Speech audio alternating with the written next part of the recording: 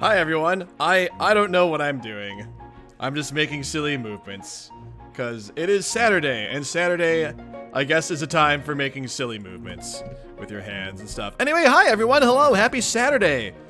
It is good to see so many faces in here today. Let me see if I can scroll back and catch everyone who is here. Cole Reigns. That would be a great idea, having a name for the group of people who get to the stream way before it starts. Like Early Birds comes to mind, but that's like really generic. So, I don't know, maybe something Homestuck related. I don't know. But anyway, hi, Dark Sonic. Hey, how's it going? Yay, Prokaryotic Kitty, you caught it. Woohoo, yay. Jelly Possum Firsters might be a good name. Andrew, how's it going? Happy Saturday. Hello to you.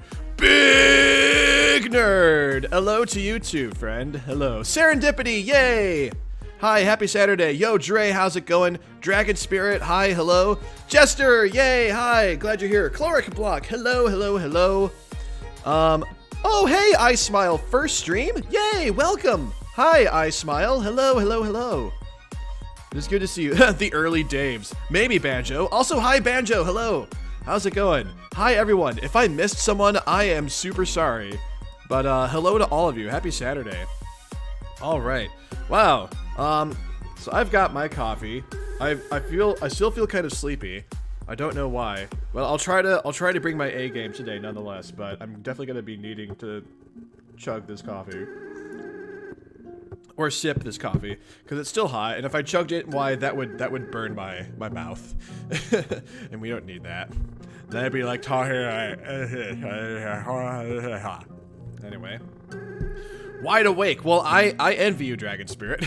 So, am I ready to be a teenage girl from another universe? Yes, I am ready to be a teenage girl from another universe. So yes, I'm trying to remember exactly everything that happened last time. So, hang on. First, let me turn down the volume of my headphones a little bit. So, last time, what happened last time? Oh, right, we had like that three-way combo standoff with Vriska and Aridin and Gamzee, and then Vampire Kanaya appeared and like kicked Gamzee in the balls over a cliff. So we didn't see Gamzee like land or anything or go splat, so I'm not sure what happened there. Aridin then got bifurcated with a chainsaw from Kanaya, and that was actually a very satisfying death. Yes, Kanaya be a badass. Yo, Prapple, how's it going? Happy Saturday to you. Let's see. What else? Yes, yeah, Kanaya like jumped up my rung of, jumped up several rungs on my echelon of trolls that I like. Kanaya is definitely bae. Oh yeah, that's right. Now Vriska like totally has a crush on Kanaya. Let's see, what else? Yeah, Dream Bubble stuff happened, so Aradia. Oh yeah, Aradia like managed to use Jack to like jump through like space, time, whatever, reality, and now is like in the outer rim by the green sun, and she found a dream bubble, and there was lots of dream bubble stuff going on, and now we are Scratch, and Scratch is talking to Spade Slick, aka the troll Jack Noir. So yeah, lots of stuff going on. Anyway, that's where we are. And now Scratch is about to talk to a teenage girl from another universe. So let's go ahead and do that. I don't know if you guys knew this, but Homestuck is a little confusing. I just thought I should point that out. Slightly confusing. Anyway, I'm glad you guys are here. Let's get started. Be teenage girl from another universe. You cannot be a teenage girl from another universe because you are too busy being a teenage girl from this universe. You are busy being Rose Lalonde, completely preoccupied with it, in fact. So preoccupied, you have been neglecting messages from some of your friends who are trying to contact you. But you have a lot of important stuff to do. You will get back to them later. Yes, I don't know if you guys knew this, but Homestuck is a little confusing. Alright, Rose, Pester Informant. It's quite warm here on Lohack. I think I've been patient enough. When will I receive further instruction? Now. So, I could have contacted you at any time? No. Only now. I came away with the impression from our last conversation that our next would take place on your invitation. I was being polite by waiting. Your inevitable impatience caused you to contact me again. Inevitability is my invitation. Okay, that's pretty smug. That is pretty smug. I am right to be smug. I am omniscient, extremely powerful, and very charming. Well, 2 out of 3 isn't bad. Can you use your limitless intelligence to figure out which ones I mean? That was clever. If I plead ignorance to the fact that you are denying my charisma, it invalidates my claim of omniscience. But if I must adhere to my all-knowing status, it forces me to validate the unfortunate reality that you are feigning the opinion that my demeanor is unpalatable. Not that it matters, because I have all 3 qualities, and you know it. This is stupid. Can we get to the point? Yes, I was about to say, we should hurry this along. My visitor is beginning to set things on fire. Oh my god, set things on fire. Yo, Rolite, happy Saturday! Yeah, that was kind of a... Like, this was kind of a burn, but I also really like Scratch's response. Like, at the end, he's like, not that it matters, because I have all 3 qualities, and you know it. Anyway, you have a visitor? Who? Some guy. I was joking anyway. I am not in a hurry at all. You tell jokes. Yes. Ha ha. So your visitor isn't setting anything on fire then? Oh, he most definitely is. Hee hee. I'm not really getting the joke. I was joking about being in a hurry. From my perspective, this conversation is taking place in less than 1 second. I type very quickly. Oh my gosh. That's fantastic. I thought you didn't lie. Aren't jokes essentially humorous lies? At least those like the one you just attempted? Jokes are only temporary lies. If the falsehood is never exposed, there is no punchline. If the punchline is never delivered, then the lie is sealed forever, regardless of initial humorous intent. Lies are not funny. Yo, Keyblade, happy Saturday! Welcome, welcome, welcome. Welcome, old friends and new friends and in-between friends. I'm glad you guys are all here, spending part of your Saturday morning with us. I think if you're going to risk tarnishing your record of honesty, you should probably get better material. My joke was objectively funny. Who would know better than I? Okay, so you're saying an inaccurate statement doesn't count as a lie, so as long as you say just kidding later? Basically. What if it's much later? Is it still just a joke? No, that would be something closer to a prank. I don't play pranks very often. This is a very interesting conversation. Are you allowed to lie about playing pranks? If I asked you if you were playing a prank on me, would you tell the truth? I'm allowed to do whatever I want. I choose never to lie. I also choose to tell jokes now and then, and to play pranks quite sparingly. But I can say that I have never played a prank on you, and no statement I have made to you thus far, or will make in this conversation, will contain any trace of falsehood for the sake of setting up a joke or a prank, with the exception of the joke I just made, and another one I will make very soon. I'm starting to change my mind. Oh? Yes, I think your joke was funny in retrospect. Actually, your whole shtick is pretty good. I'm warming up to it. Yes, I knew it. Just to be clear, was the assurance you just made a prank or a joke? It was neither. It was the truth. Was that? Yes. The truth? Yes. Okay. Were you serious about wanting to die? Yes. Why? I'll tell you later. Oh, that's right. Doc Scratch wants to die at some point.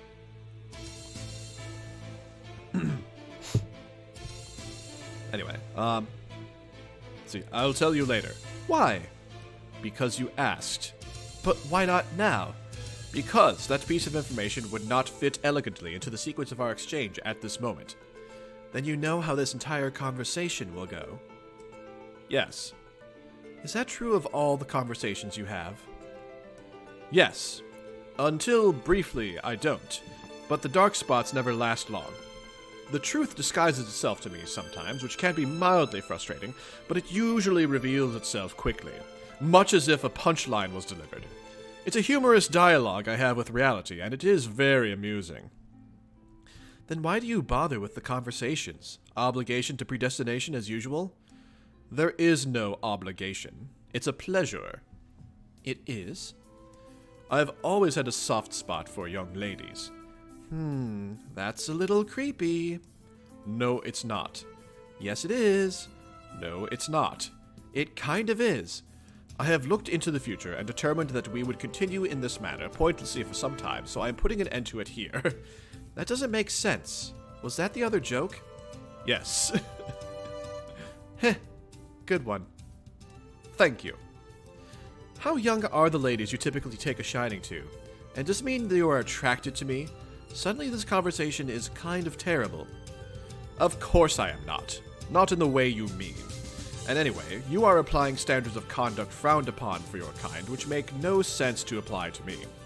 I am an immortal entity with a large cue ball for a head, and no biological means of reproduction. Really? Also, if you were millions of years old, you would find that nearly every lady you encounter is quite young, relatively speaking. Well, I guess he has a point there. There should be no reason for you to feel uncomfortable with this interaction. Try to think of me as one of your kindly human uncle figures. In fact, if I were in your presence now, I would offer you candy to prove it. Oh my god. What? Can we talk about the scratch instead of this? Yes. Okay, seriously. This is actually... He just, like, made it even creepier. Just, like, even creepier. Like, don't think of me as some creepy guy, just think of me as your uncle who would offer you candy. Because that's less creepy. Alright. Okay, so there's something going on here. Is this an event that we saw previously that she's looking at? Scratch, stop. Stop, Uncle Scratch. Stop being creepy. Alright. You are situated near the game construct supplied by your session for causing the scratch, yes? Are you actually asking? No. That was a fact, and then a question mark. Oh my god, that's awesome. Ah. Well, yes, I am. It's a large plateau shaped like a record. It's called the Beat Mesa. I know. Is the game construct different in other sessions? Yes. It will always be an edifice of similarly cryptic design, located on the planet that is home to the hero of time. Its environment dictates the nature of its construction. Its power is dangerous, and is meant to be utilized only in emergencies such as yours. Oh. Actually, it kind of makes total sense why it's called the Scratch now, because, I mean, Dave is associated with turntables and DJ stuff, and, like, record scratch, like, which is kind of what I figured was the reason behind the name of it anyway, but still.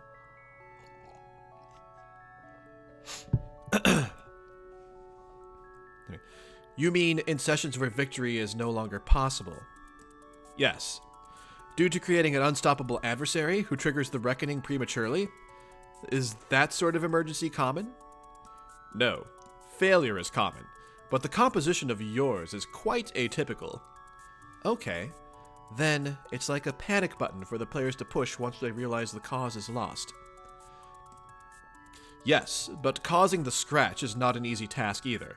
The construct must be destroyed in a very specific way to release its energy. The keeper of my ectobiological father began the process. It must be finished. Who? The guardian of the night of time. Dave's bro? Yes. How do I finish it? You don't. Not you personally. Another will. You have something more important to attend to, remember? Oh, right. The green sun. Oh, is the music too quiet, Jester? I'm sorry.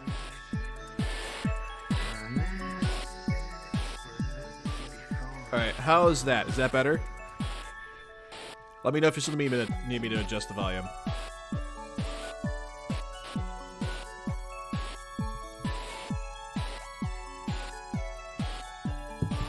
Oh yeah, it's also true, Banjo. I think that was talked about before, like scratch and pool as well. All right. So anyway, the green sun. Yes. I plan to take care of that later once John had retrieved the tumor. Tumor. Whatever. Your plan will have to change. You aren't ready to cause the scratch yet. Like I said, it's difficult. What will the one who does it have to do? I should let them know. Whoops. He will have to scratch the surface of the plateau across its full diameter. I see. This terminology can be very literal sometimes. You will require a certain needle to create a breach in the surface that will be adequate. I have needles. Your needles won't suffice. Then where do I get ones that will? Again, you won't. This task is out of your hands. The needles must be acquired from the denizen of the Witch of Space. Her quills are very large and potent. They will be able to cause the scratch. This really seems more elaborate than you led me to believe. I didn't lead you to believe anything. I told you to find the construct and await advisement on the scratch. The plans you were making were based on assumptions and fabrications of your imagination. You were writing more stories, much like those about your false magical men. I wish that I'd written my private journals. I wish what I'd written in my private journals could be confined to your dark spots. I don't. I find your stories entertaining. You're being creepy again. No, I'm not. Besides, the White King agrees with me. What? Oops. I don't want to highlight everything, just this part. There we go. For a seer, your vision of events surrounding you is rather limited. It's charming. Just please stop complimenting me. Dadgummit. No. Oh, man. Oh, shoot. Did I miss a kazoo? Did I miss a kazoo thing? Oh, man. Oh, well. Next time, maybe. Next time.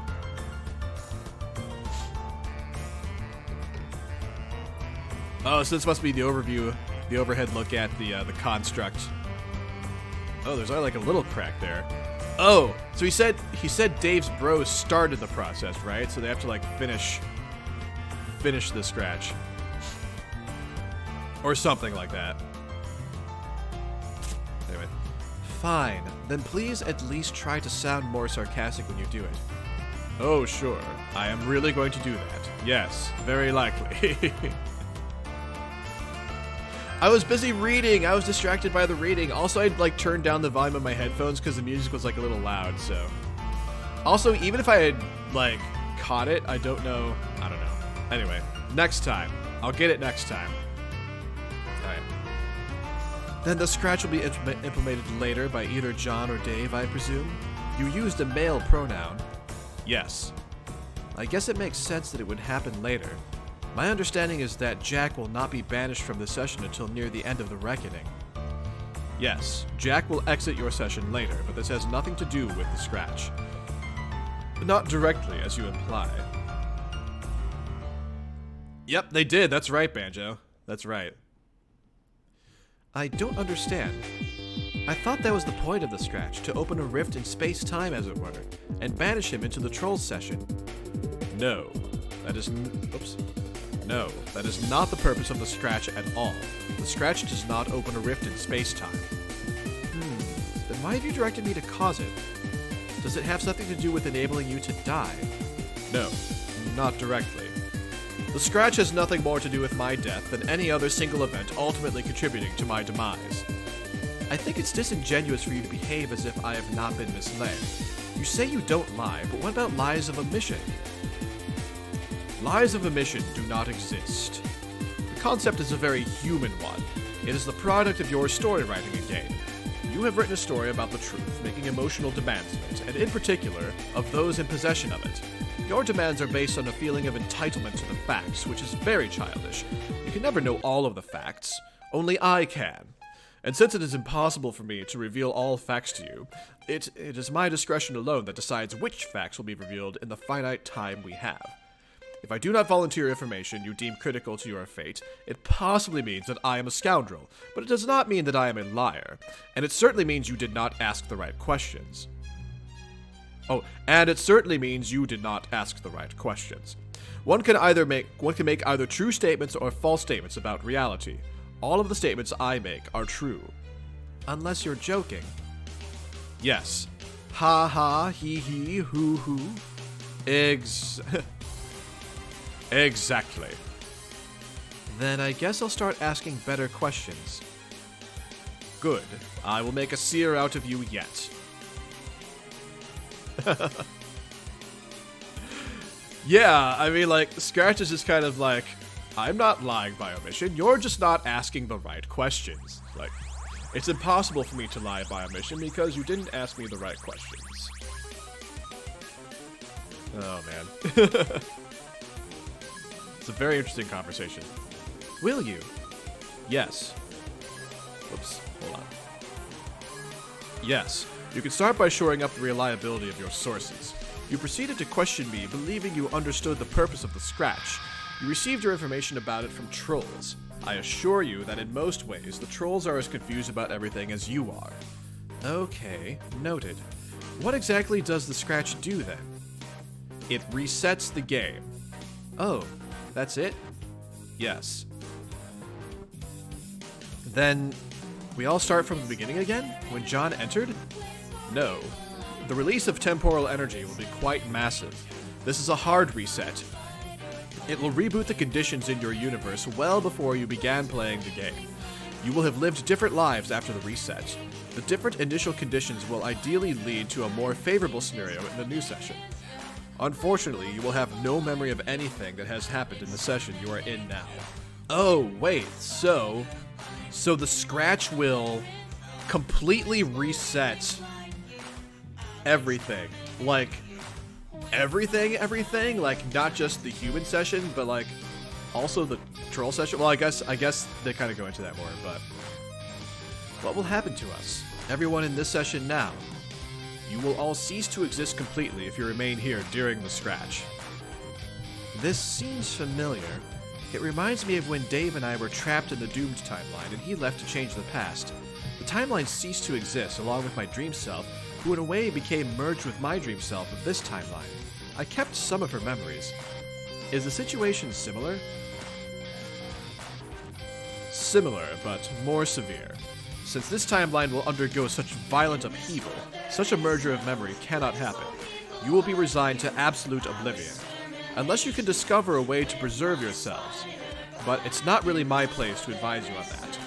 After you have dealt with the Scratch and the Sun, what happens to you is not any of my business. Okay, so it will reset the human session. Like, is it like just like this session that the kids are in, or are we talking like every instance of Suburb that like happened before the Earth was destroyed? I guess we'll find out. Then can you at least tell me if we will be successful in preserving ourselves after the reset? I don't particularly enjoy spoiling things for people when unnecessary. I find speaking in a discreet color helps avoid this. So, if the Scratch isn't specifically meant to banish Jack from the session, and our quest to destroy the sun is meant to kill him, why is the reset necessary at all, especially if it means oblivion for us? Because you cannot achieve the ultimate reward in this session. Your battlefield is cancerous, and the Reckoning will destroy it prematurely, regardless. By resetting, you will create a session which can bear the fruit of a new universe, even if you will not be the ones to claim the reward. Don't you want to fulfill your purpose? I guess, but it's a little disheartening to learn I'm now faced with not one but two suicide missions at once. One to destroy Jack's power source and defend all of existence, and another to ensure our cosmic progeny at the price of oblivion. Oh, which is the name of one of the Homestuck albums, At the Price of Oblivion.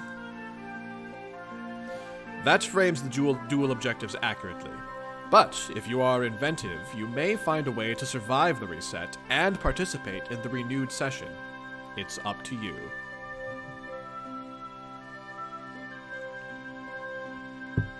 Oh, so So the scratch will cause the entire human universe to reset? Okay. Gotcha. That's really interesting. And I guess maybe that also explains why Act 6 of Homestuck is also like half of Homestuck. Because like everything starts over. I'm guessing. I'm also going on the assumption that the scratch happens at the end of Act 5, Act 2, but don't tell me if I'm right or not. I'm just guessing. Let's see. That frames the dual objectives accurately, but if you are inventive, you may find a way to survive the reset and participate in the renewed session. It's up to you. Just as it's up to you to face the decision to claim immortality before you enter your creation. Immortality? Yes. Do you mean ascending to the god tier? Yes. I have reason to believe that I won't. The trolls have not indicated I will die on my quest bed, or that any of us will aside from John. Instead, I've been given a more troubling and ambiguous forecast. What have I said about confirming the reliability of your sources? Are you saying I will? No. Oh. Well. Will I? It seems you'd like me to do some more fortune-telling. Fine. Oh my gosh. Why are you guys all making smiley faces? Oh my god. Oh dear god.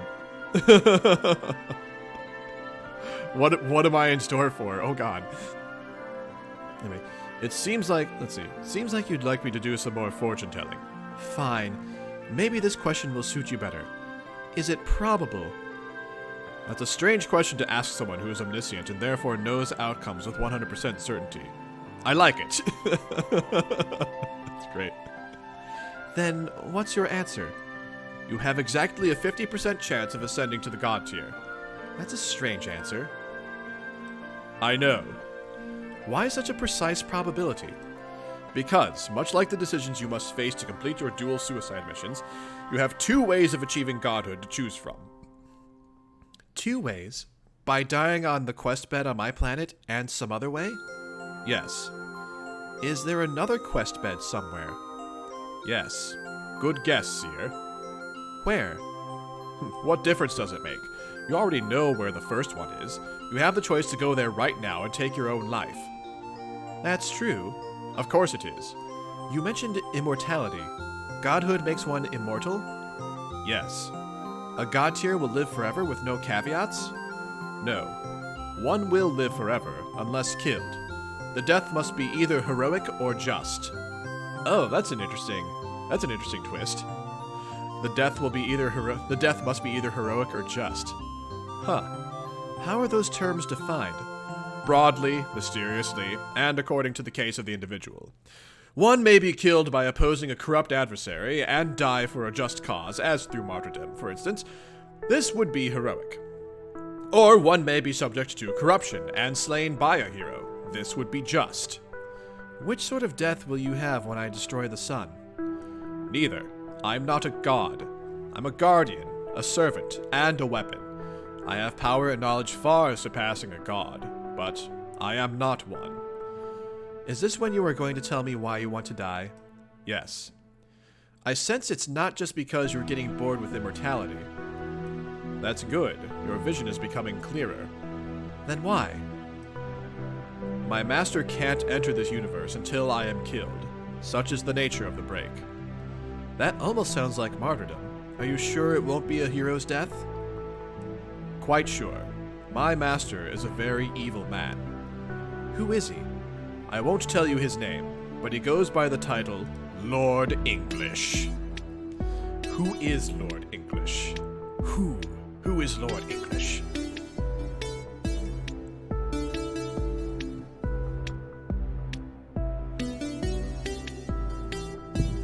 Oh shoot, have we seen this coat before? This coat looks familiar.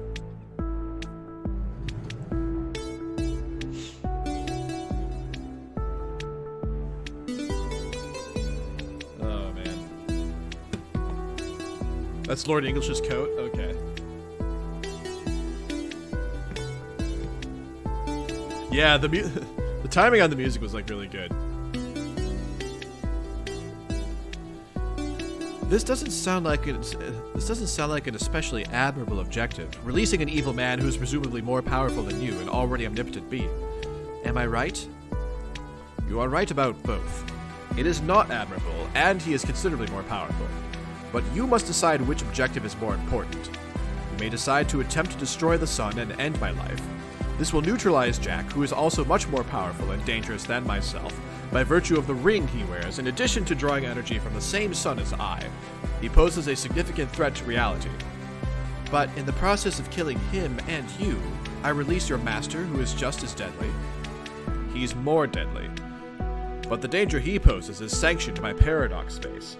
It's a known quantity. His very existence in a universe will mean it will inevitably be torn apart. But there are rules to his entry, and his grim procession through paradox space is rather orderly. The present equilibrium has accounted for him and will continue to. Jack, however, is a loose cannon. He will not stop until he destroys everything he encounters. Additionally, his existence is your responsibility.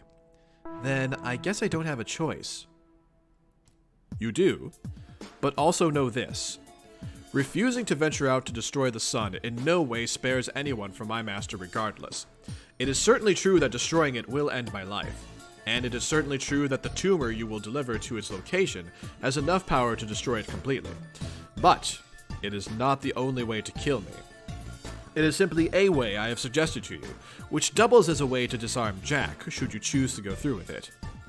Instances of myself have spawned in countless universes, and my objective is always the same. I have never once failed to complete this objective, and I never will. There is nothing noble about taking a course of action you believe would prevent his arrival, because that is impossible. He will come. In fact, he is already here. Are you saying that I will succeed in the mission to destroy the sun? Are you asking for another palm reading? You seem rather keen on acquiring a fortune from me, considering you are the one with the crystal ball. Oh my gosh. This track is called 108 Stars of Destiny. Well, that's fantastic, because I'm playing Suikoden 2 on Wednesdays on the stream. 7 p.m. Central Time. I'm just trying to ask as many questions as I can. It's the only way to find the dark spots in your obstinacy. I've been very helpful, and I will continue to be. I myself do not care to be an oracle, but I can graciously supply you with one. Can you? An eager consort has brought you one of my seeds. It appears you have amassed followers who wish to please you. How fortuitous. Your seeds? The white orb. Oh, the cue ball. How did I not notice this? It will accurately answer any question a curious girl can pose, provided she can see through the surface to read its reply. Is that possible? Is it, SEER? Given your title and all the tools of prognostication at your disposal, seems to me I should be the one asking you the questions. So, he's like, Lord English is already here. But who is Lord English?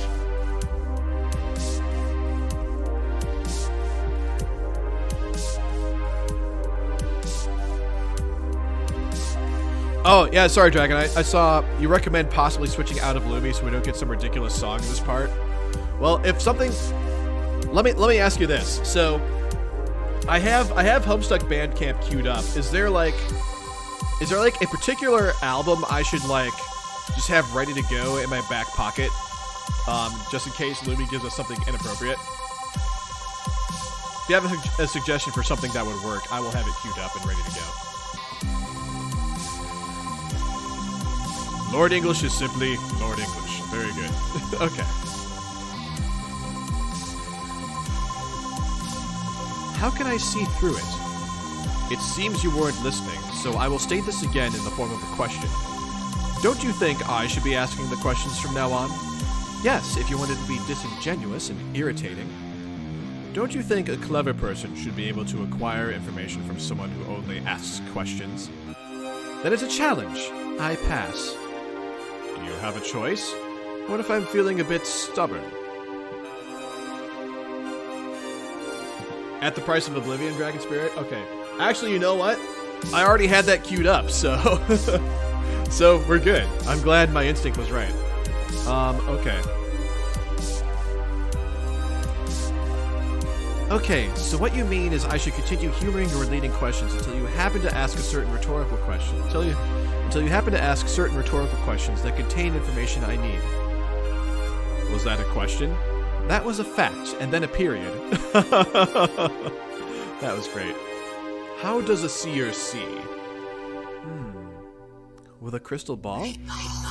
I already considered that. I don't think I can get the focus of the ball to zoom in tight enough on the cue ball's enclosure to read the answers. How else does she see? By other magical means, I guess. I'm actually gonna... Let's actually play at the price of oblivion now. Oh, shoot, did I think I actually just closed the window I had it open to. Oh, no, I didn't. I just minimized it. There we go. All right. All right, so instead of Lumi, we'll play Homestuck Volume 7 at the price of oblivion.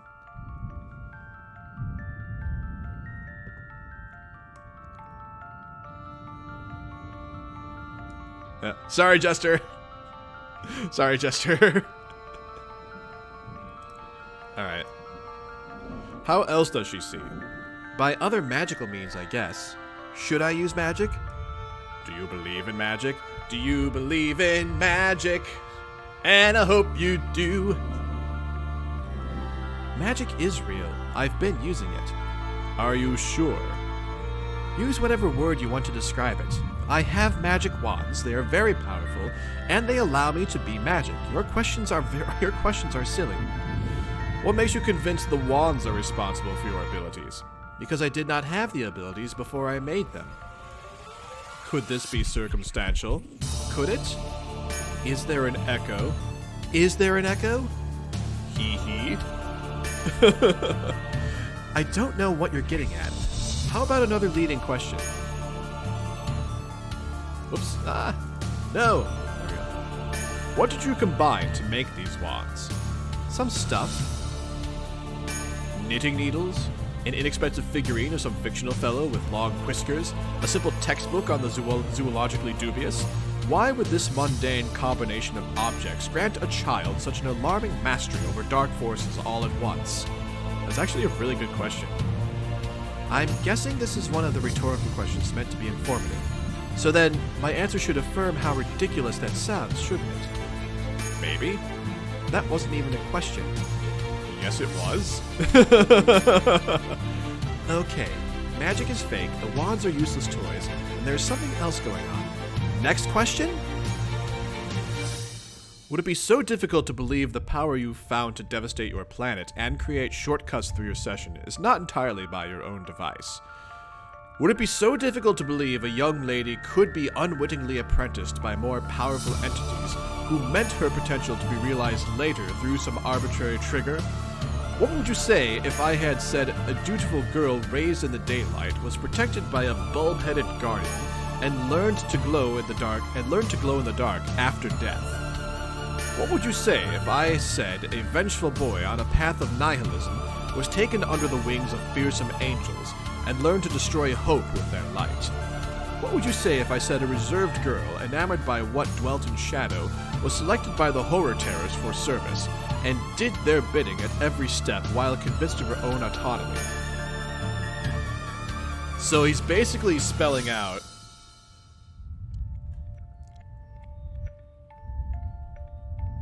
So he's describing Jade and John and Dave and Rose.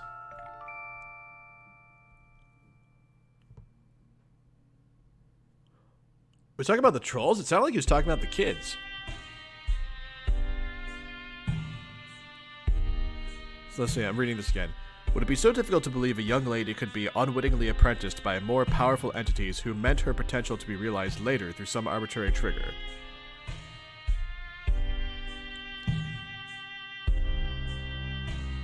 Oh, wait.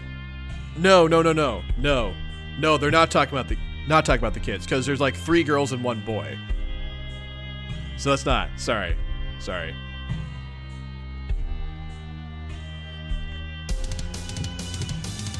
Okay, interesting. A young lady could be unwittingly apprenticed by more powerful entities who meant her potential to be realized later through some arbitrary trigger. A dutiful girl raised in the daylight was protected by a bulb-headed guardian and learned to glow in the dark after death.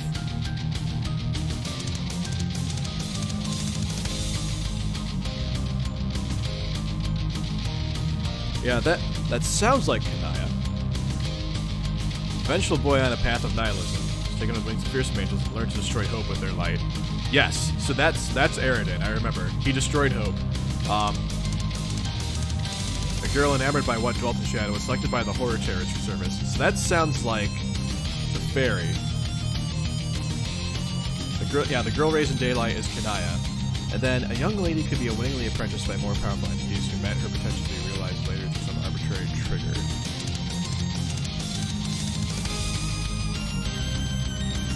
So...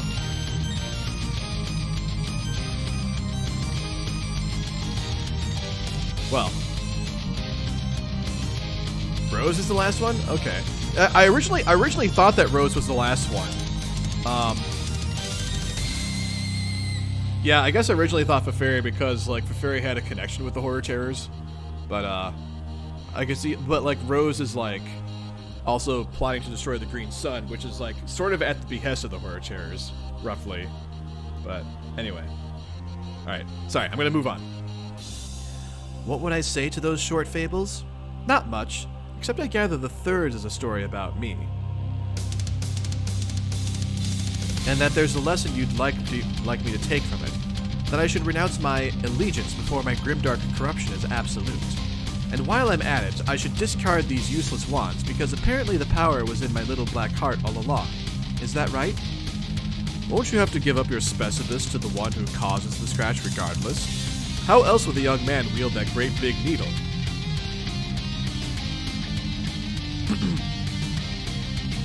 I don't know, if you say so. Oops. Haven't your friends already shown concern for your recklessness and your increasing sense of detachment from the party, the team objectives, and not to mention those of your personal quest? Does this worry you? Is there a part of you left that's able to worry? Yes, it has been mysteriously localized to my middle finger. Oh my god. Could the dark magics be at work again? So here's also something. She says I gather the third story is about me. And that's bothering me because I thought the fourth story was about her. Unless there are 4 stories, right? So let's see.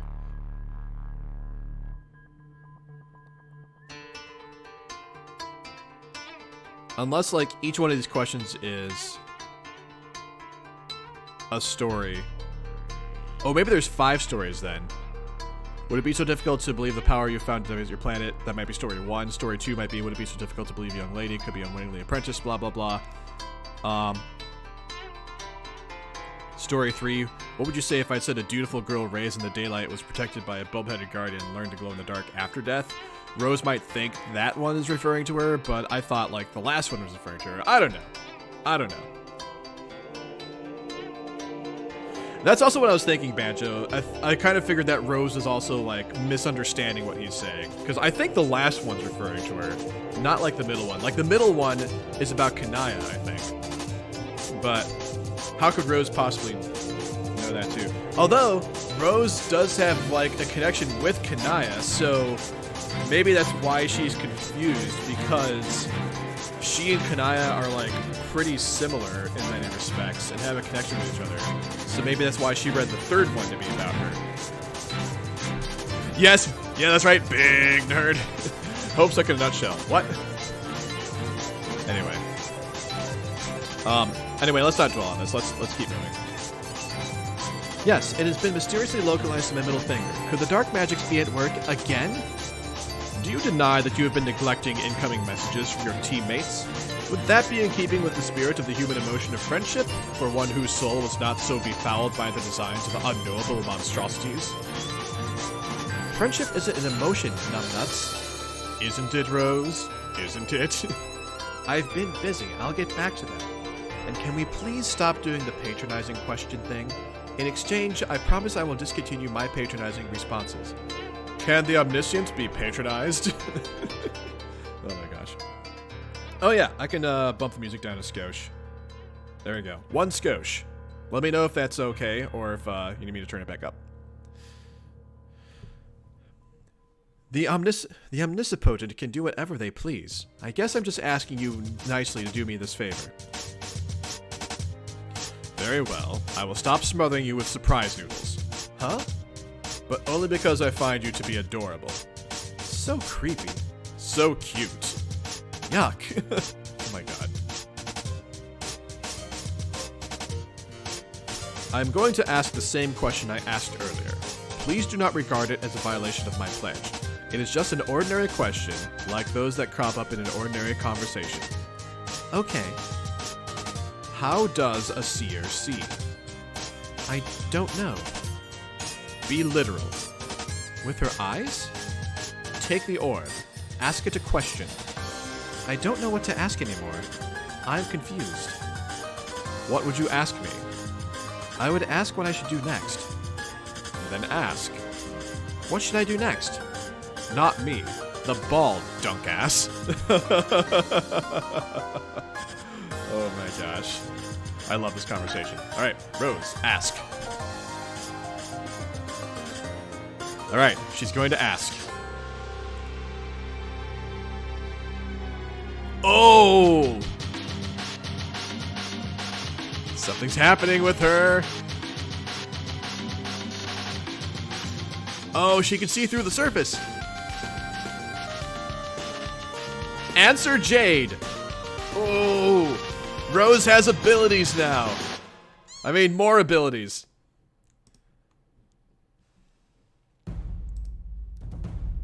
All right, Rose is gonna answer Jade now. Oh, I like Jade's icon now.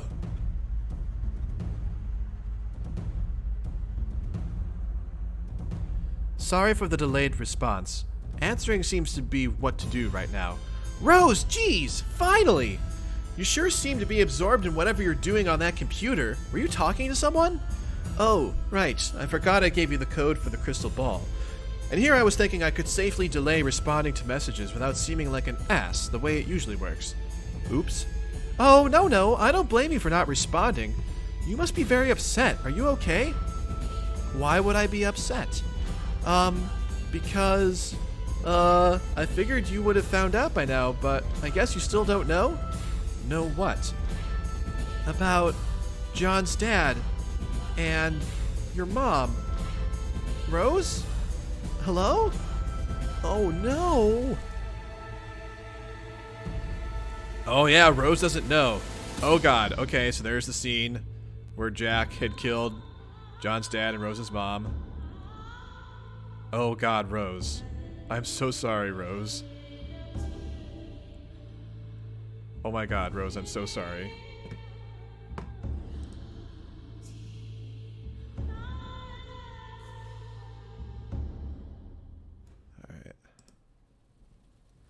Alright. Yeah, she looks mad. Rose, please say something. You're making me nervous. I should have gone looking for her. Why didn't I? Because you were busy trying to make the best of this situation?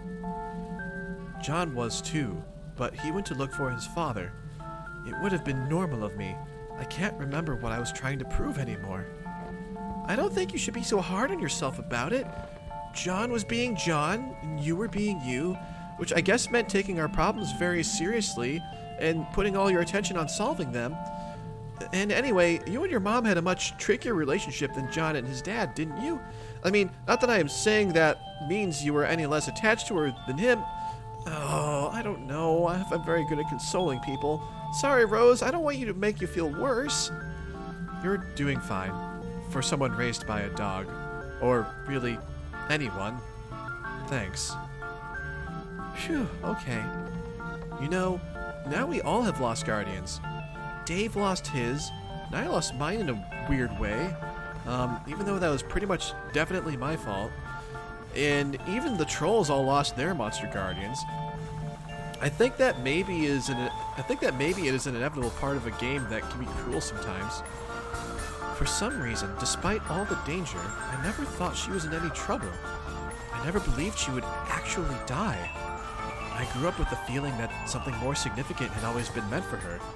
That she was a heroine displaced in some way, resigned to the inglorious duty of raising me. and preparing me in her way. I didn't actually need the ectobiological verification that she was like a mother and a sister at the same time. I always understood that somehow. And I felt she had knowledge and ability beyond what she let on. It was always intimidating, but nonetheless a source of respect which was childishly begrudging on my part. I think she was just waiting for me to catch up to with her. But now, I can't. I am so sad. Rose, I think you're being stronger about it than I am. Probably because my emotions have now ceded to anger. This shouldn't have happened. Oh. Well, I just hope you aren't thinking of doing something rash. I already was. I was going to go to sleep, fly to a sun bigger than our universe, drop a bomb on it, and kill myself. Yeah. So if my course of action is to change on account of my mood, it can only become less impetuous, don't you think? I don't know? Oh, where was I? Shoot, I lost my place. I looked at chat for a second. You never liked my plan very much anyway. Well, no, but I was trusting that you had thought it through and it was our best hope. I'm not sure if I did. Maybe it was a terrible plan. I made it without a full understanding of the nature of the scratch. Then what will you do? I could stop being so cowardly for once. I could short-circuit this endlessly expanding game of chess we're playing, just like Jack decided to do. What does that mean? Maybe I will go kill Jack myself, right now. Oh, no. Rose, that is a much, much worse plan. He would probably kill you. Probably. But the scratch will wipe us all out anyway, and reboot the conditions of our session. I suddenly don't feel much like sneaking through the back door of the furthest ring for retribution by distant supernova. I know what you mean. I was angry at Jack and wanted to stop him too, but we have to think of a more sensible way to do it. Whether my existing plan was sensible or not, I may have been allowing myself to be manipulated by an omniscient being regardless. What? Who? Hello, ladies. Oh, what? This is a private conversation. Private even to those who know it word for word already. Proceed. I will be here, watching. Rose, who is this? Ignore him. I don't even know what's going on anymore. You were discussing Ms. Lalonde's intrepid new variation on suicide. As one with a passion for the subject, I am intrigued. Shh. Anyway, if it's true the gods have selected me for service, maybe the power they've given me will be sufficient. Maybe they wanted me to kill him all along. Hee hee. Shh, please don't, Rose. I know you are angry, but you aren't thinking straight. But I am. I'm fully aware I'll probably die and fail. Scratch happens, we start fresh, no recollection, no problem. No! Jade, as an ambassador of Skya, maybe you'd be willing to talk some sense into your friend. You should understand she's been corrupted by various entities with some rather questionable motives.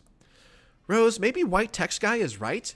The Dark Gods gave you all these powers and seem to be helping us with dream bubbles and stuff, but what if they are not actually good? They are enormous, ugly, and live in darkness. That doesn't necessarily make them bad.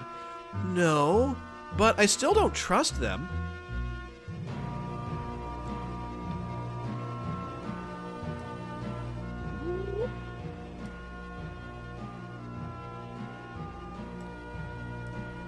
If only there were a way to make this determination with certainty.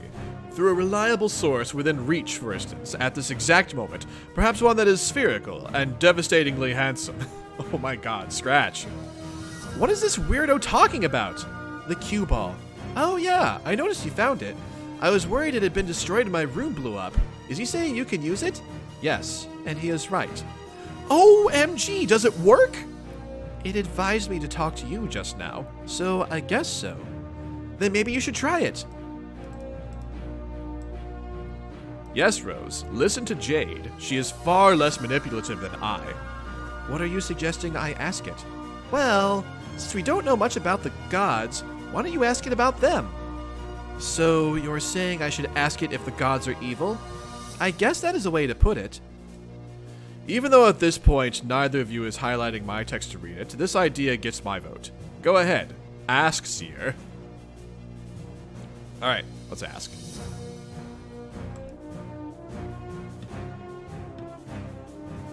Oh shoot, hang on. Well, hold up. What should I switch the music to?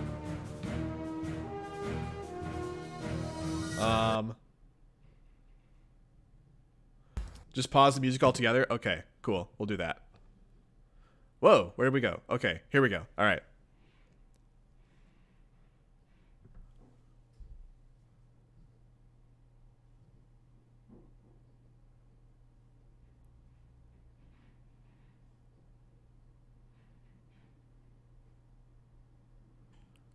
So she's asking if the gods are evil. That's the question, right?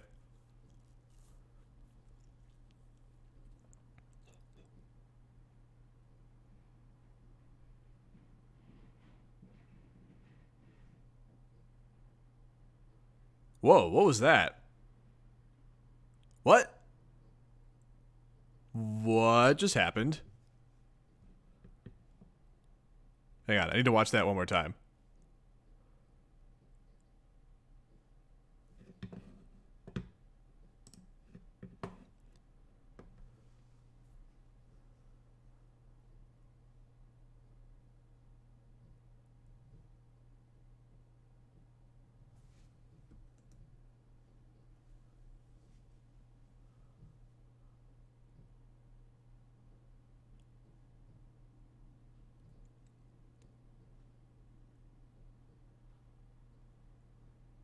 Oh man, like what are all the things that were said? Oh jeez. Oh Prapple, I'm sorry. Well, I mean the VOD will be up later, but I'm sorry you're gonna have to leave soon.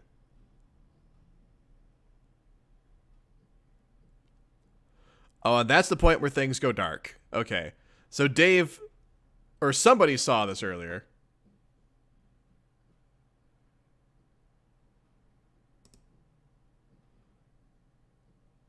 Oh, Kanaya just watched this happen.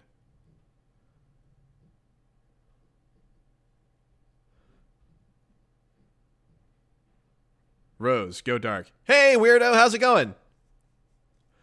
Oh, sorry, Bungus Boy. I'm sorry you didn't get the notification. That's weird. I'm glad you're here now. Rose, go dark.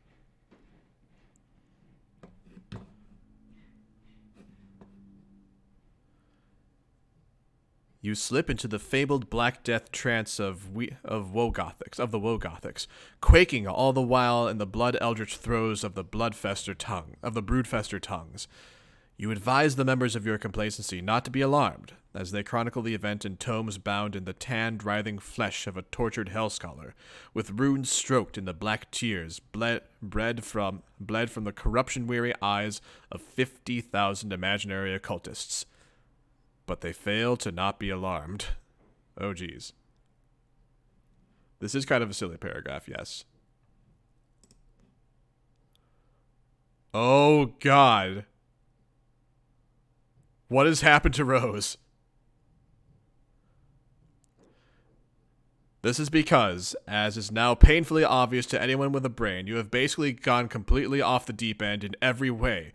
You have officially gone grimdark. Rose, resist urge to seek revenge.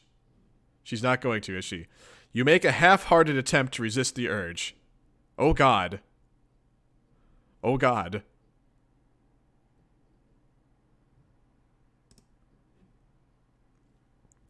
Alas, one is not easily shaken from the broodfester tongues. Holy crap. Is there a... Should I keep the music paused, or should I put on, like, a certain track or a certain album?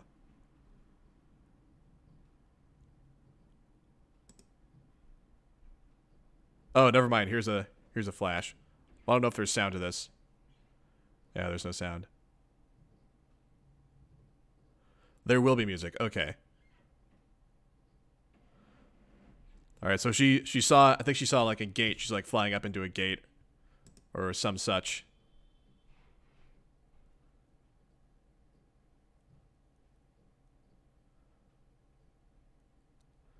They are stubborn throws. Big man, request timeout. Oh my God. What the hell? All right, homies, everybody all hold up. The big man wants to take a timeout. Man, wreak some havoc.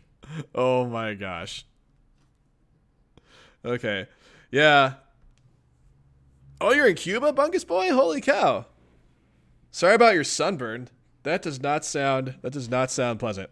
All right. It is 11 o'clock though, so it is a good time to take a stretch break since we just had like a comedy relief break here. So, let me put Lumi back on just for the break here, for a moment. I'm gonna go get some coffee. I'm gonna stretch. I'm gonna pet my dog. If you've been sitting for the last hour, get up and stretch yourselves too. Grab some more of your morning beverage, if you have a morning beverage. And I'll be right back, and we'll continue with hour 2 of our Homestuck stream.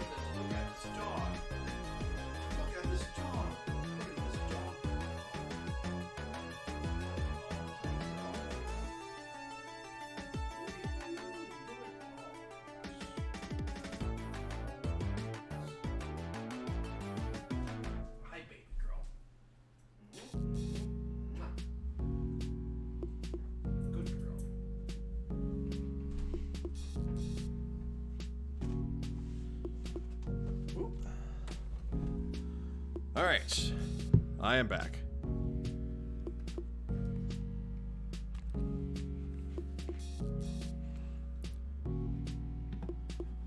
Ooh. Oh, later, I smile. Take care of yourselves. Man, Australia, holy cow. Thank you for watching from Australia. Have a good night's sleep. Oh, you're Australian too, big nerd? That's awesome. Man, we've got people from, like, how many continents do we have represented? Anyway. Okay, well, let's continue on. Alright, so when we get through this comedy break, I'm guessing I might want to, like, pause the music again, just for emphasis, so, alright. BM, wreak some havoc. Big man's about to wreak some havoc in the yard. The court is on fire.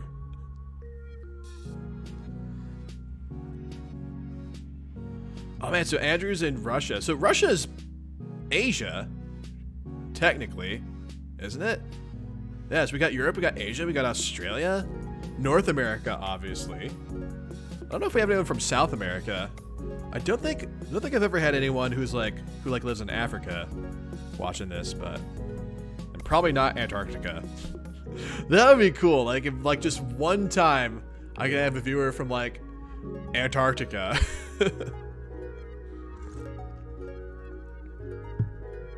Oh, you're in the Europe part? Okay.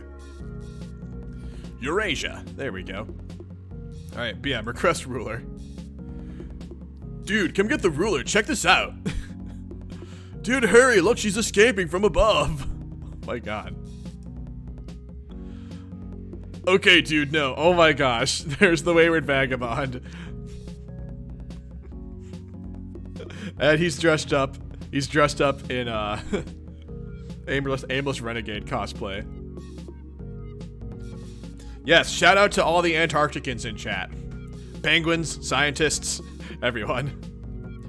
Okay, how am I gonna wreak some havoc in the yard with a meter you jump at? It's a meter stick, not a yardstick. Oh my goodness. I love the vagabond too, weirdo. The vagabond is like adorable to me. Again with the metric system, what is it even with you and units, man? It's like you must be toking up on a joint to make you stoned or something. Can't even think of who leaves all their rings lying around like that. What? What rings? What are you talking about? It's so infuriating. Shit, where's the manager? Oh my god.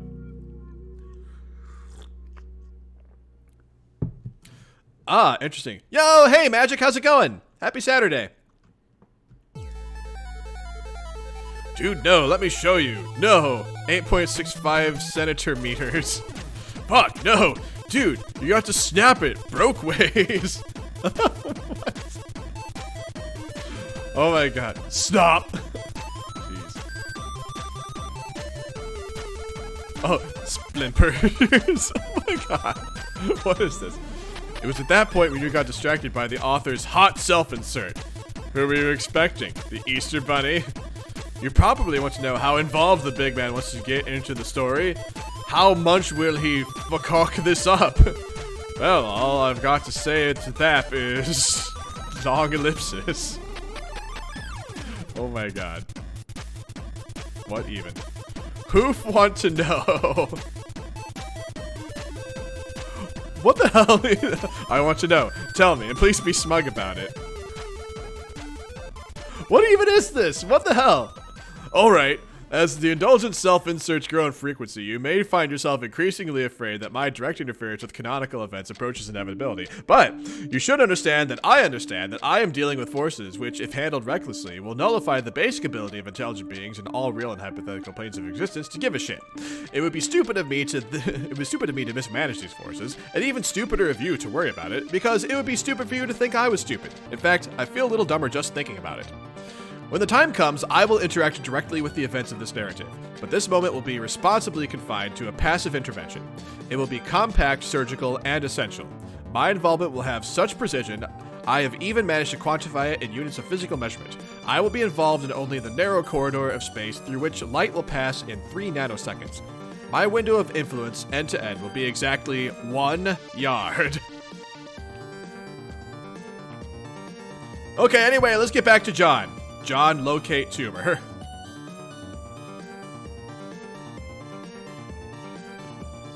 Okay, hold up. Actually, should I keep the music going, or should I have the music paused again? Yeah, so basically that last panel was Hussey saying, like, he's going to, like, interfere in the story at some point. But only briefly. John, look around. Okay, so John has, like, wind drilled down into the center of Skya to find the tumor. Okay, I'll keep the music for now. But not that music. Let's actually go back to the Price of Oblivion album.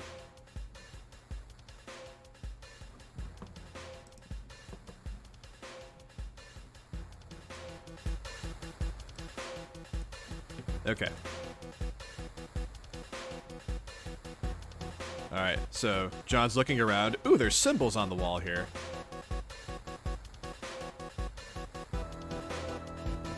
Oh, that's like the symbol that was in Rose's eye. Here's the gear symbol. Here's the moon symbol. Alright, John, look inside. What page is that flash on, Dragon Spirit? Oh, we're on Awakening, Jester. It's Awakening.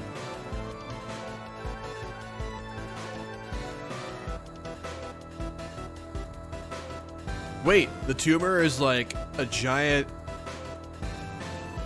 SEER ball? Oh my god, there's a countdown. Oh, so this thing is gonna blow in like about 10.5 hours. John, take tumor.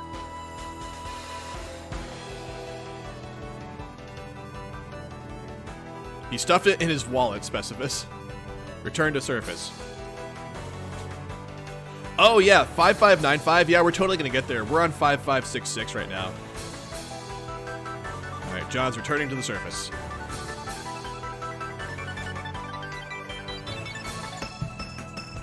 Oh, it's a walk around? Okay, that's good to know. CD, approach locals? Ah, Club's Deuce, but not Club's Deuce.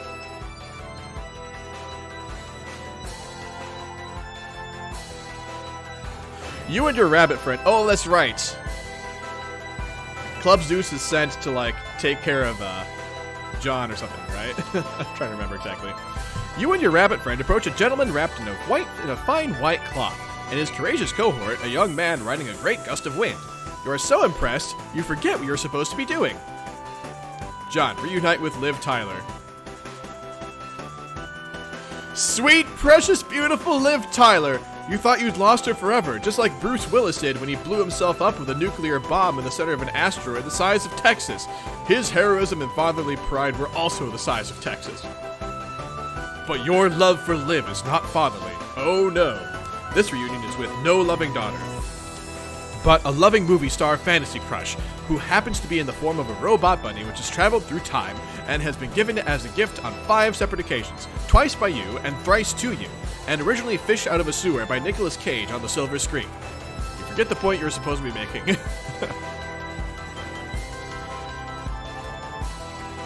But you wonder where all of her sweet weapons went. Well, she did have sweet weapons, didn't she? Oh wait, so like, hold on, the harpoon gun, like, now I know the harpoon gun to be like Eridan's weapon or one of Eridan's weapons, so, and like, these are like the needles, this is like Rose's thing, and I'm not really sure about, well this was John's weapon, wasn't it, I think, and then this is like the broken sword, that's like a thing Dave has. Although I guess like the gun could also be Jade, because Jade used like a hunting rifle. And also, like, her grandpa was a hunter, so.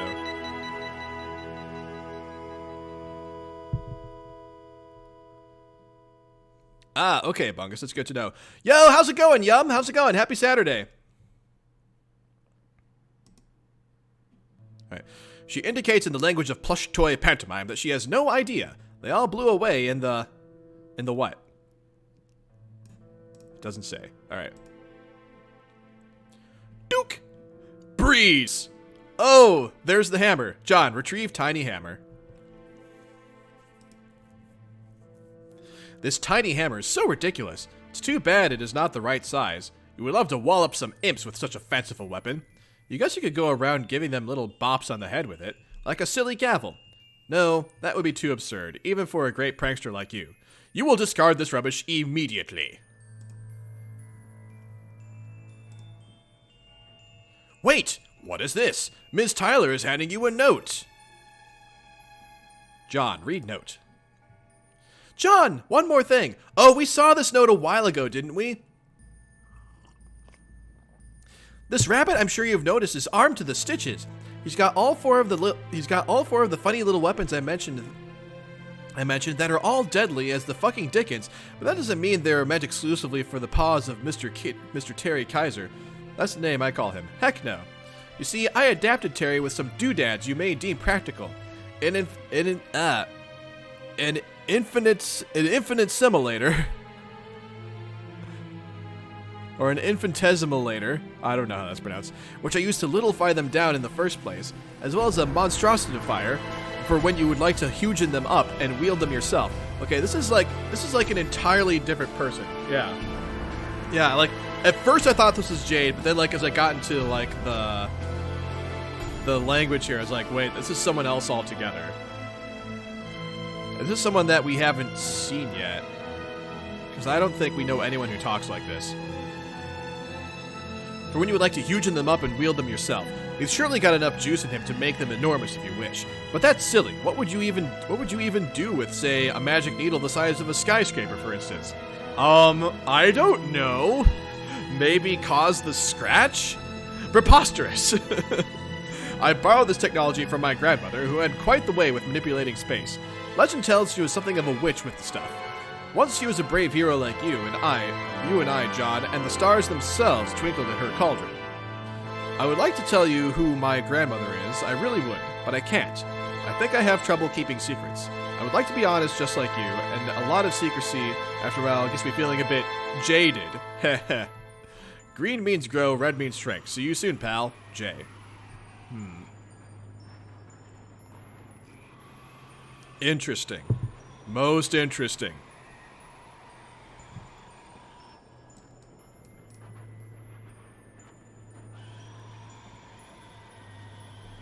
So this person has like a lot of similarity to John, whoever this is. Because John also had a grandmother who had like quite the way with things. And he like equates himself to being a brave hero just like John.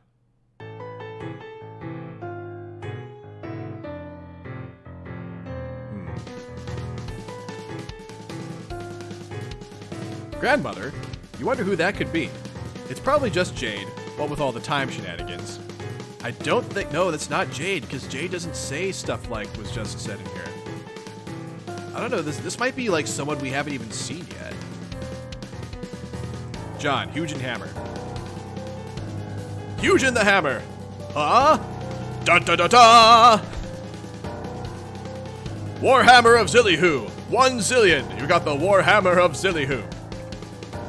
Oh, behold the glory of Zillyhoo! Alright, let's pause this, and let's play this.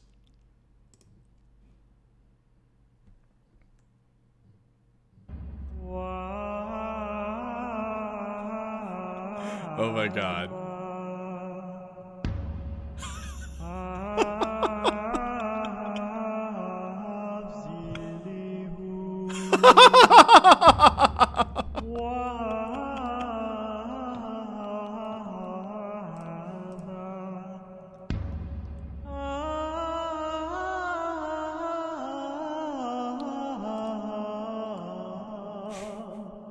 Oh my god. Wait, oh my god.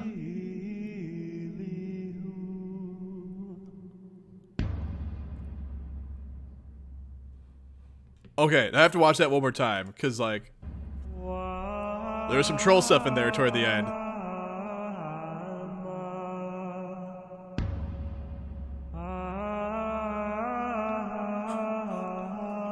I love this art style for this.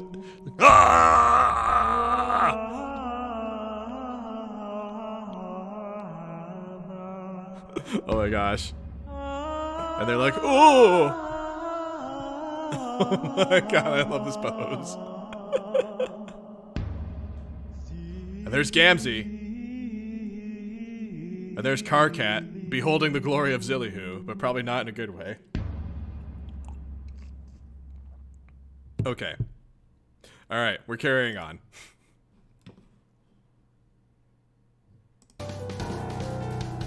You are so delighted by your rad new hammer and the cool hugening abilities of Liv Tyler or Terry Kaiser, whatever her/his name is. Who the hell is Terry Kaiser anyway? Probably a movie star from the future. Who cares though? Your buddy will be Live for life. Hearts, hearts, hearts, hearts, hearts, hearts. You wonder what other neat things you can get Liv to monstrositify with your sweet eye beams. Wait, what happened to her green eye? And why is she feverishly gesticulating toward the fellow in the ghost sheets? This is so ridiculous. You cannot turn your back on these people to admire a beautiful hammer for even one moment. You think that is enough fooling around? It is time to get down to business again. The serious business of being an important and heroic leader. Alright, John, wear the hood. Be the leader. Swoop. You are not their leader. You are their friend. There is a big difference.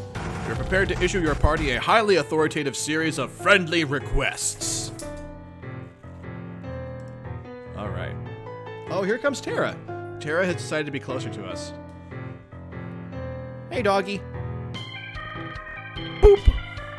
I'm booping her snoot. Boop. Boop.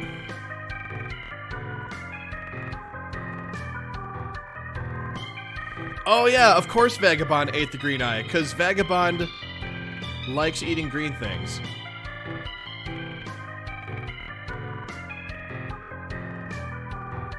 Alright, so they're doing things. And Club Zeus, not Club Zeus, is like clapping. First you request that everyone settle down. The squat fellow mediates between the two bickering parties and patches up Liv's missing eye. She is nothing if not accustomed to decades of repair work and quickly resumes her plucky demeanor. Although it's not good that she can't biggin things anymore because, like, they mentioned making a needle the size of a skyscraper, and I mean, that I feel like would be a thing that would facilitate causing the scratch. Tara is a good dog. She is adorable. She is a good dog, and I love her very much. She's going to turn 2 years old in May. My pupper. My pupper is becoming a dogger. Good girl. Alright. Ooh, glowy hand. He's got ultra instinct. You then, in your most leaderly way, ask Liv to pilot that enormous battleship. She will now be known as Captain Tyler. Oh my gosh, Hongo Solo, thank you so much for the sub. I really appreciate that, thank you. Tara is actually a medium doggo. She's 40 pounds. So she's a medium doggo. You're right, Jester. All dogs are puppies. Like, when Tara is like 15 years old, I hope she lives to be 15. She'll still be my baby puppy. Alright. She littlefies the ship down to something more manageable for a small bunny captain. Everyone is impressed. She's 40 pounds of pure dog. Solid muscle. No, she's like 40 pounds of Snuggle Muppet. She's 40 pounds of Snuggle Muppet. Yes, you are. Yes, you are. I'm booping her snoot. Aren't you all jealous that I get to boop her snoot? Actually, here, if you'd like to boop her snoot too. There you go. There's her snoot. Go ahead and boop her snoot on your computer screens. You give your wallet to your loyal chauffeur familiar. He looks puzzled. You inform the party that you will not be going on this journey. You must remain behind to continue looking for your father. But you insist their mission is the most critical of all. You know they can handle it. You believe in them. You instruct Captain Tyler to set a course for the ship's home. They must fly to Durst and deliver the tumor to the moon. Everyone salutes their intrepid friend leader. This is what teamwork is all about.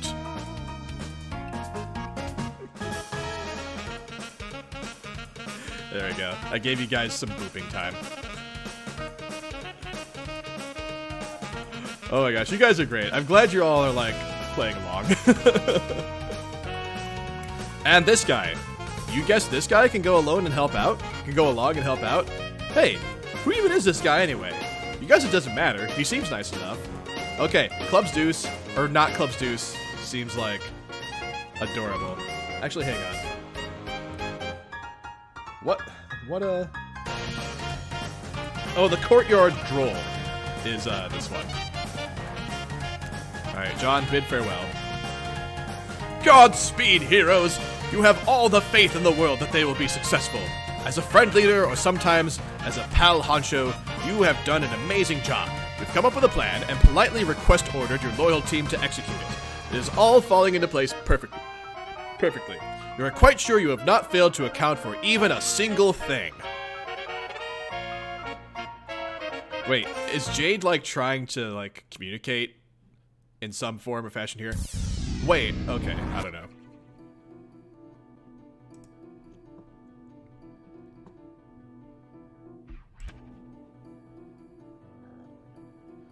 John, I'm worried about Rose. I'm pretty sure she's on her way there to look for Jack. I can't say for sure because I can't see her with my goggles anymore for some reason, but I'm fearing the worst. Just in case, you should try to intercept her before she does something stupid, like try to fight him. Also, I guess you probably still don't know about your dad yet, do you? Darn, why do I always have to be the one to break such terrible news? John? Yeah, so John left his computer behind. Otherwise, he failed to account for nothing. Or he didn't fail to account for anything. Oh my god, that look on his face. He's like, everything is okay!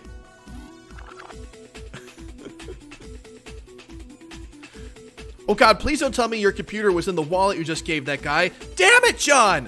One of these days you will learn the value of having plenty of backup computers. In fact, whenever you finally leave the battlefield, I am going to give you the code for a nice pair of lunch muffs, and then I am going to force you to keep them on your head at all times! Yeah, you're never going to read this, are you? Oh my god. This is great. Huh? Oh my god. This is so silly and comical. And also, it seems like something is about to happen here.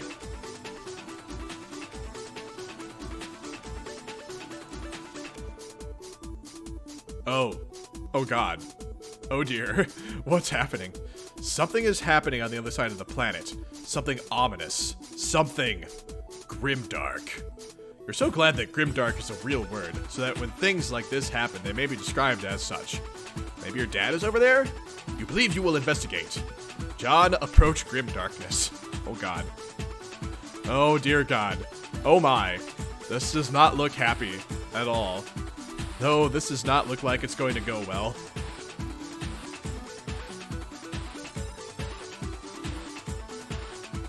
Oh snap, we're about to see a flash. John, you're heading into the blackout, so I won't be able to see you until you leave.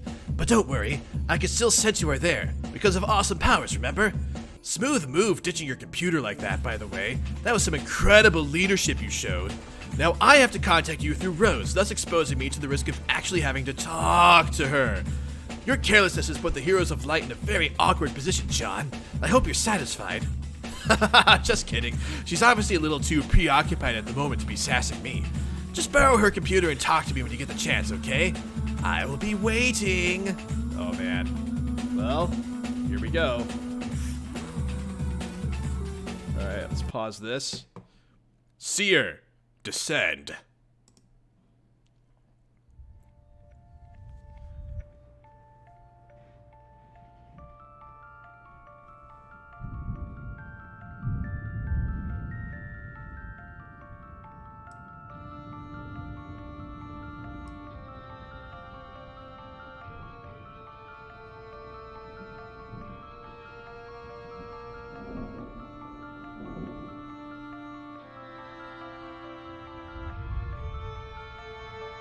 Oh geez, here comes Black Rose.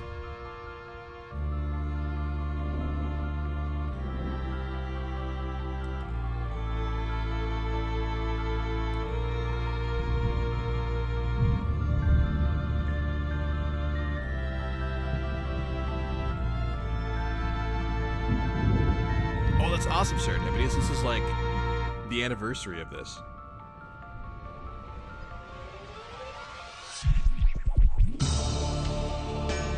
Oh, dang. Oh! Hold up a sec. Oh, I can walk around. Okay, hold on. I need to, like, rearrange some stuff here on my desk so I can actually do this properly.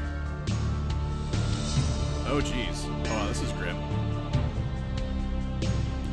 There's no sign of Jack up here. Must be somewhere in the castle. So that's all you get when you, like, examine John's dead dad? What about dead mom? Is that all you get, like, whenever you examine?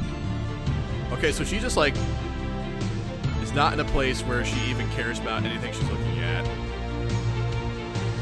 Alright, let's descend. Actually, did I interact with everything there is to interact with? Yeah, she's grimdark. She just doesn't care.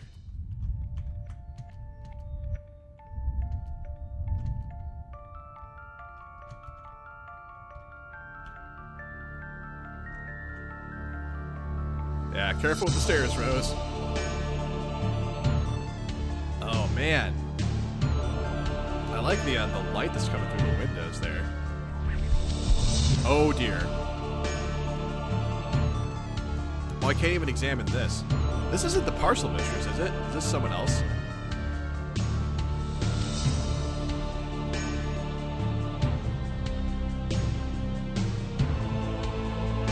No, these are just regular denizens. Oh god, that's just a head. Holy crap.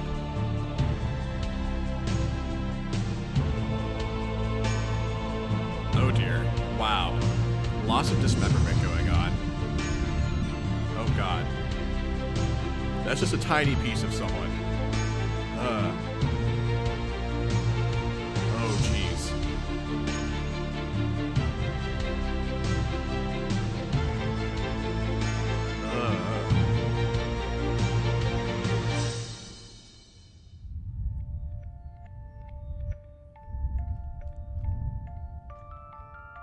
Oh god, good lord. This is really graphic. I mean, it's not like anything I haven't seen in Homestuck before, but it's just like walking past bodies lying around, and like I can't even interact with them. It looks like Rose just like does not even care. Whoa, symbols.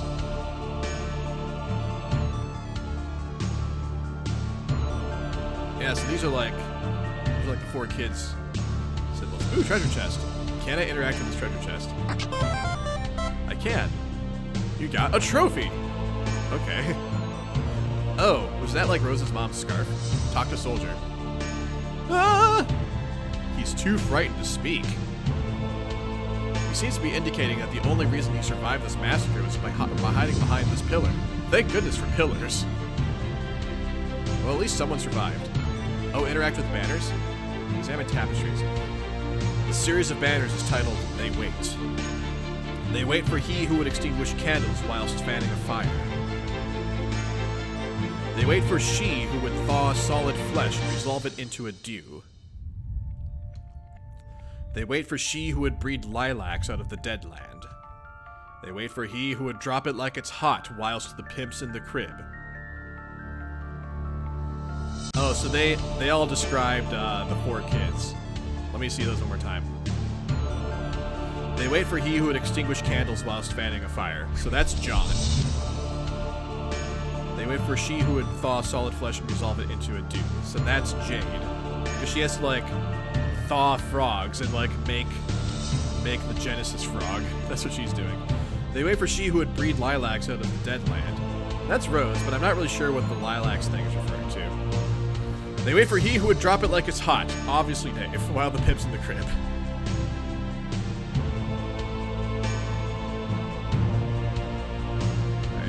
Here's the frog that's like been beheaded. It bears an inscription, our glorious speaker. His head was lopped clean off with some sort of sharp sword-like object. Someone around here must hate frogs. I wonder who it could be. It was probably Jack. Of course. Ooh, books. Examine bookshelf. Her hands are in my service, but they still shake. They unfastened the first button at my royal gown's waist clumsily. Oh, that sounds like Mindfang's journal. This is an erotic fanfiction written about the queen in the first person. This doesn't belong in this library. This doesn't belong anywhere. More books. You really have better things to do than read a lot of books written by chess guys. Books, books, books. Data structures for assholes too, not written to accommodate the shortcomings. Oh, jeez. Grimoire for summoning the zoologically dubious. This is apparently on loan from the Dursite Library. It seems unlikely to be returned at this point. Ooh, a shiny thing. Ooh, a secret passage. You think you know what you might find on this shelf. Just a hunch. Yep, more books. Rise of the Slayer, a horror story meant to scare children. Writers of Prospidian fiction tend to write what they see in clouds, hence their fables tend to be events which simply haven't happened yet, or happened in another realm. They like to use the word fiction so that kids don't get too scared. Problem Sooth. You've been meaning to read this one. Absolutely required reading for any promising young seer who has blundered into entanglement with the occult through an absurd sequence of events. Let's open this chest. And we got another trophy. John's dad's bloody hat. Okay, let me go back this way and see if I missed anything. Oh, here's the head. The stairs are blocked. Suppose you could easily remove the obstacle, but that would spoil a perfectly good opportunity to look for secret passages, which we already did. Oh, there's more over here. Advanced frog breeding for beginners. Difficulty level extreme for idiots. What? A foot soldier's guide to combat. Most of the diagrams in the book involve the soldier advancing by a single tile, either straight ahead or diagonally when lunging with a weapon. No wonder these guys are so easy to kill. Oh my gosh, that's delightful. This is a book on theoretical physics and complex spatial geometries based on the hypothetical addition of orbs to the Queen's ring. The shapes in the diagrams are very complex. This sort of nonsense is regarded as crackpottery at best. Why would the Queen ever wear more than 4 orbs? 4 towers, 4 orbs, 4 heroes? This is a sacred truth. Well. Journey to the center of the battlefield. Looks to be a fairy tale for youngsters. The hero is a dashing young man in a blue hood. He heals the planet from within, but can do nothing to stop its annihilation from above, nor its soon-to-follow eradication from reality. It must be sad growing up in a culture whose mythology is centered almost completely around futility. You find an ancient unlabeled tome and read an excerpt. Though we adore him, we shall never enjoy his beauteous croak. Ah, must be the Genesis frog. We spill our blood on acres of black and white so they may cross the yellow yard. At last, in sky's reflection, through the broken glass, he may find the pond in which he's meant to squat.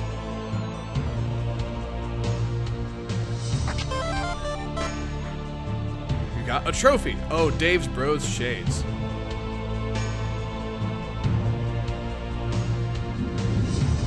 Alright.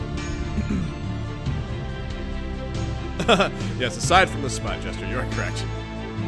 Oh, there's more alive people here. We got a flaming meteor chunk.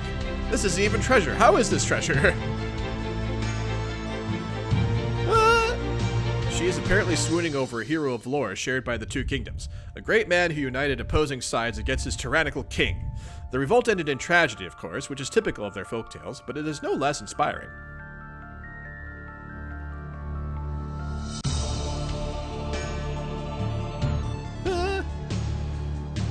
She is all aflutter about a legendary hero. Some guy who was weary of war, apparently. Oh, the war-weary Villain, perhaps? A simple farmer, handsome and brave. I think you are beginning to fall in love with him, too. He seems to be relieved that he and a handful of fellow soldiers have found a secret hideaway to escape the bloody rampage. Maybe if they regroup and marshal all the remaining forces, they can take this guy! Yeah, right. Flag! You got the banner of the Villain! You suddenly feel inspired in a generally rebellious, united sort of way. I love that. She looks scared and confused, but there's nothing left to do but hide. This fellow is mourning the dead. He has probably lost many friends today. Oh, that's sad.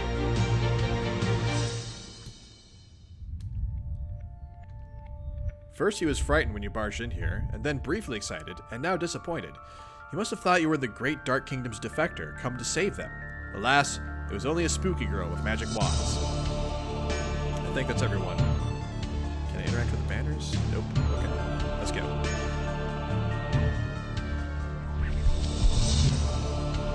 You're sick of reading. Gotta find Jack. Did they all say that? Yep. Gotta find Jack. It's a holy parchment. Maimed clown, undead cat, impaled crow, omnipotent dog. These four shall be held in reverence for the eternity they serve to cut short. Ah. Can I go this way? Okay. Down these stairs. Whoa, bloody footprints. Where are they coming from? Oh, holy cow! Examine slain beast. Never seen anything so sad in your entire life. A beautiful muscular man-stallion struck down in its prime. What monster could be responsible for this deed? Hint, it was Jack Noir. I like how the game is just like blatantly spoiling things. Something's blocking the portalizing from the other side. Oh, let's go up these stairs. Jack! Jack was there and now he's not.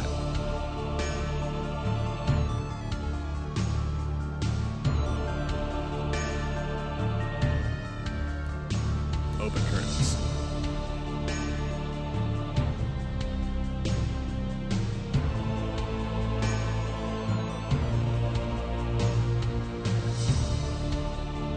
Door number 3?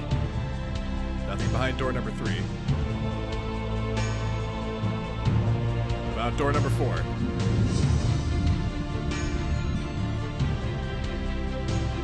Ah, blue curtains. Door number 5.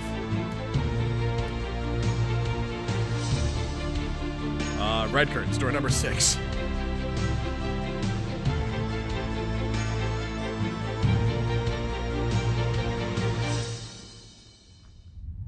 Oh, man. Oh, this looks a lot like the construct. I kind of figured the curtains were symbolic in some way. Oh. So the blue one is Act 5, Act 1. And the red one is Act 5, Act 2. I'm guessing.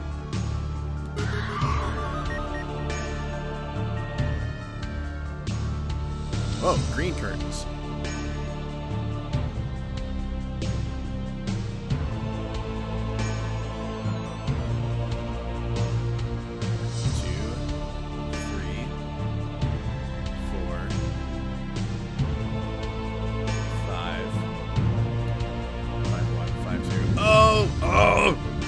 There's Jack's footprints. It's John! Holy cow, we ran into John? I wasn't expecting that. Hi, Rose. Wow, I did not expect to find you here.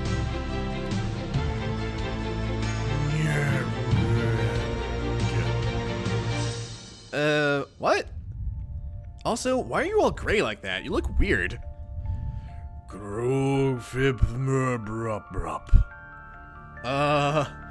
Oh god.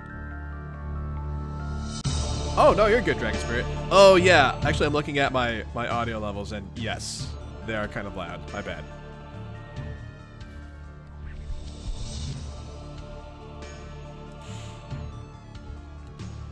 Oh, whoops. Nah. There we go. Rose, I can't understand a word you're saying. It's a lot of silly speaking gobbledygook.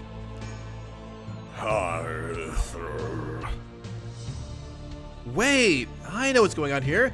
It finally happened. You've gone grimdark. I told you, Rose. I warned you about... Oh, what did you call them? The broodfester throws? It's okay, Rose. Don't worry. We'll find a cure for your stubborn throws. But I'm still trying to find our parents. I thought my dad might have come to this castle to check out that huge black rain cloud. Did you see the cloud, Rose? It's pretty awesome. I think she kind of, like, caused it.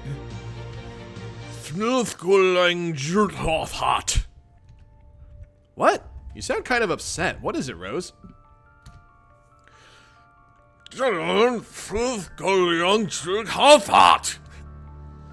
Wait, are you talking about our parents? Oh man, you mean they're here? Oh my gosh, his expression here is just like fantastic.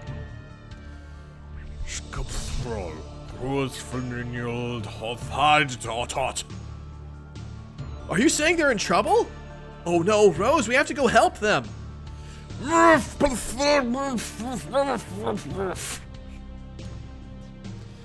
Yes, I'm frustrated too, but there's no time for such lamentations. You think we can find them again? Forgot. Great. Can't wait to see my dad. Feels like it's been forever since I saw him. Please lead the way, Rose. Oh my gosh. Seriously, John. Seriously. Ooh, golden frog. Remove idol. Oh! So that lets me, what, transportalize back to here. Okay, that's what I thought. That's what was blocking the way. Anyway, let's go through this door now.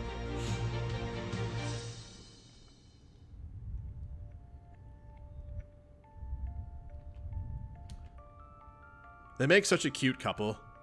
The king and queen are pretty nice too. Oh my gosh. That's fantastic. Oh, the king and queen. That's awesome. This is where John came from. No use backtracking now. Got to take him to see mom and dad. Oh, okay, I get it. I have to go back to the beginning. Got it. Oh, thanks, guys. Yeah, I was just taking, like, my best stab at the Eldritch speaking. I mean... what can I do? Oh, dear God. Well, they were alive and now they're definitely dead. Oh no, Rose, what happened in here? Was it Jack? Are you saying it was Jack, Rose? What's that, Rose? Are you getting aggravated that I am talking to you kind of like you're a dog? That's a really nice pillow, by the way. It goes well with your weird dark skin and gothy ensemble. Yep. You're welcome. My gosh. It's kind of adorable. Oh, jeez. Oh, no! He went and got the guy who was hiding behind the pillar. Oh, no! No, no, no, no. Oh. And tore down the banners, except for this one for some reason. The tapestries, I mean. Ripped to shreds. All but one for some reason. Who could have possibly... It was Jack, stupid.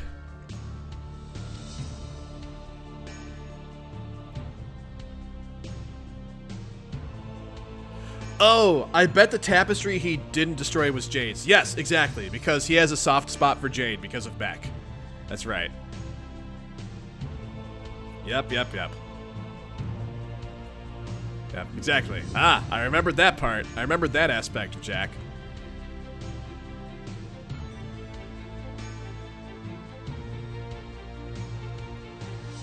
Oh, man. What is about to happen? What's gonna happen when John sees his parents, when he sees his dad?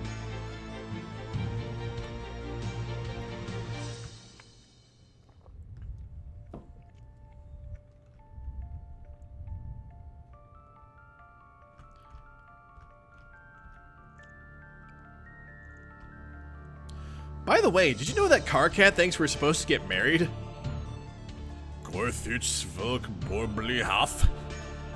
Wait, oh, I hope that didn't come off as a proposal or anything. Sorry, I'm just making conversation.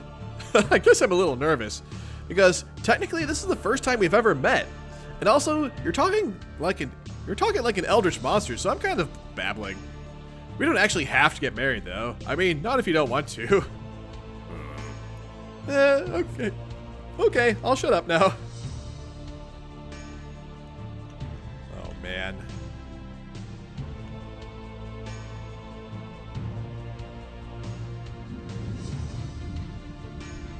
Okay, so I'm good to go on to the next one. It looks like. Alright.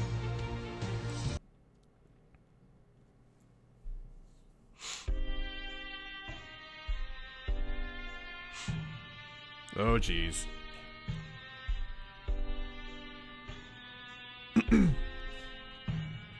Oh, John, I'm sorry, man.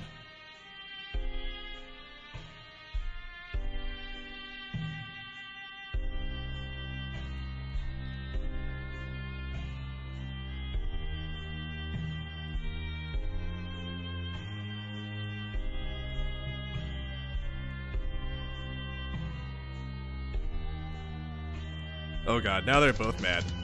Oh jeez. What? No!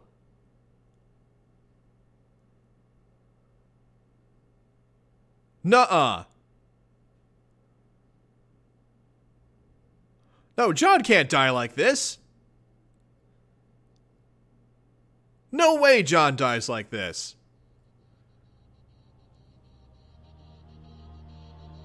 Oh god, now Rose is like really mad.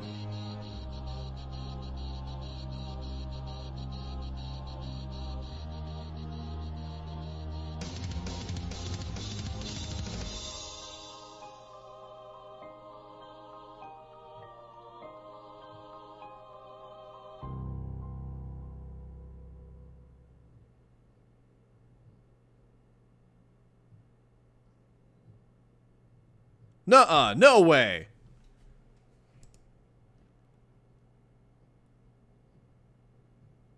You have got to be kidding me. No, John can't be dead because, like,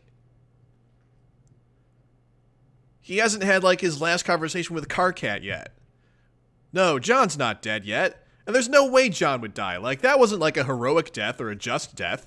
They established that, like, the only way to kill someone who's gone god tier is, like, either by a heroic death or a just death. And there's nothing heroic about that. He, like, got run through in the back. Like, you have got to be kidding me.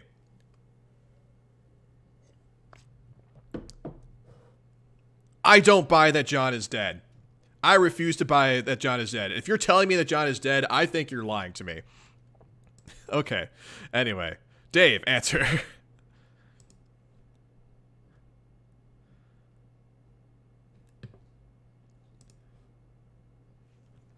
Alright. Gallows Calibrator began trolling Turn Tech Godhead. Strider! Oh my fucking god. What? What do you mean, what? We just got done talking. Oh, let me put music back on. This is Let's All Rock the Heist. There we go.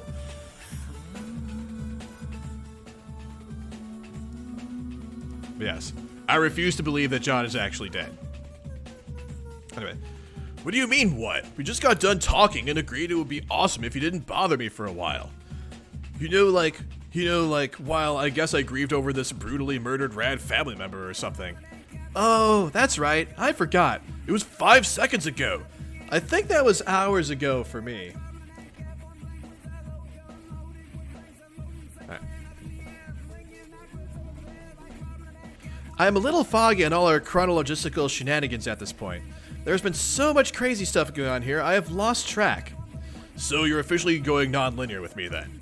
We're just forfeiting all rhyme or reason to this unmitigated clusterfuck, is that it? Dave, your entire existence is non-linear. Don't be so melodramatic. Whoops, okay. In the future, I'll try not to pitch any sort of dramatics while brooding over the cadavers of my slaughtered loved ones. Did you love him, Dave? No. But he was your strange human man, Lucis. Who taught you to like cool things like swords and puppets and moving really fast? How could you not? Puppets aren't cool. They're shitty, small, fake people who haunt your dreams and grim like permanent assholes. I was making a joke about being all broken up about it. A guy could be sad and make jokes at the same time. You are sad but not broken up about it? I don't understand. Exactly. But you said you were grieving. I said we agreed you'd leave me alone to grieve. I didn't say whether I actually would or actually am. Well, are you? I am grieving to the max like a widow on Dead Husband Island. Behind these chill as fuck shades, my face is having this crazy attack of the sads. My rue is fucking bananas, can't you tell? No, I can't. You don't sound sincere, but it's so hard to tell what layer of irony removed from reality your flippant remarks are supposed to be. I am betting you really are sad, no matter how hilarious and aloof you think you are being. The truth is a mystery, tucked behind the pursed lips of a shitty Riddler. They will be loosed only when presented with the conundrous grandeur of rigid, insoluble puzzle cock. Blah, that makes no sense. I'm sorry you're so flustered by the mere mention of glittering mythical crypto dick, it honestly makes me think you're not ready for the truth. Dave, your perplexing euphemisms involving what I presume to be lewd and vaguely intriguing portions of human anatomy, I think are not as hilarious as you probably believe. And in any case, you may be amazed to learn that I am not totally in the mood for your dumb, smartassy hornswogglery. I have lots of my own problems here, and they are big, big problems, so why don't you just tell me what you were thinking for once? It's pretty simple. I'm just thinking about how I'm gonna take this sword. Yeah, I never really got why you wouldn't just pull it out. Filthiest thing you ever said. Huh? Forget it. Pulling swords out of things isn't how I roll. I'm not John, remember? I am not following. I'm not a hero. My bro was. John is. I'm not. Yes, you are. No. Yes, we all are. I am the hero of wind. I'm the hero of mind, and you are the hero of time. That is who we were created to be. Fine. It's a title we inherit as phlegm babies or whatever, but what have I done to earn it? Pretty much nothing but horsing around through time and swindling stupid alligators out of their life savings. If that sword's coming out of this chest, it's coming out clean. By taking it vertically means drawing more blood, but horizontally makes a clean break. Check it. No, don't! Dave, break. Oh, sorry, let me turn up the music a little bit. Is that better? Pap, pap, pap, pap, pap, pap, pap, pap, pap, pap, pap. Oh, he's gonna just kick it out?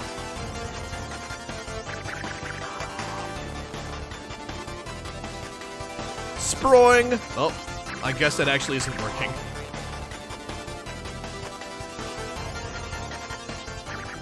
Oh, yeah, let me back it down to skosh, because, it is kind of hitting, some upper levels there. Alright, there we go. It's an unbreakable katana. Dave, get up! No, fuck that. I'm gonna lie my ass right down here for a while, looking slightly less cool than I make myself out to be ordinarily. You must stand tall. Only a true hero could pull off such an acrobatic fucking pirouette off that handle. That is basically what I just did, isn't it? Yes. That's what I'm doing here. I'm making a point of making every little thing take place that was once mentioned in passing, no matter how seemingly trivial or pointless. That's how all the best adventures get strung together. You haven't heard me bleat like a goat for ironically humorous purposes yet, have you? No. That was something that was mentioned at some point by someone. I forget when or why. I bet you're on a goddamn pins and needles waiting for that, aren't you? Are you about to bleat like an earth goat, Dave? No, fuck that. Oh wait, that was like the very first thing that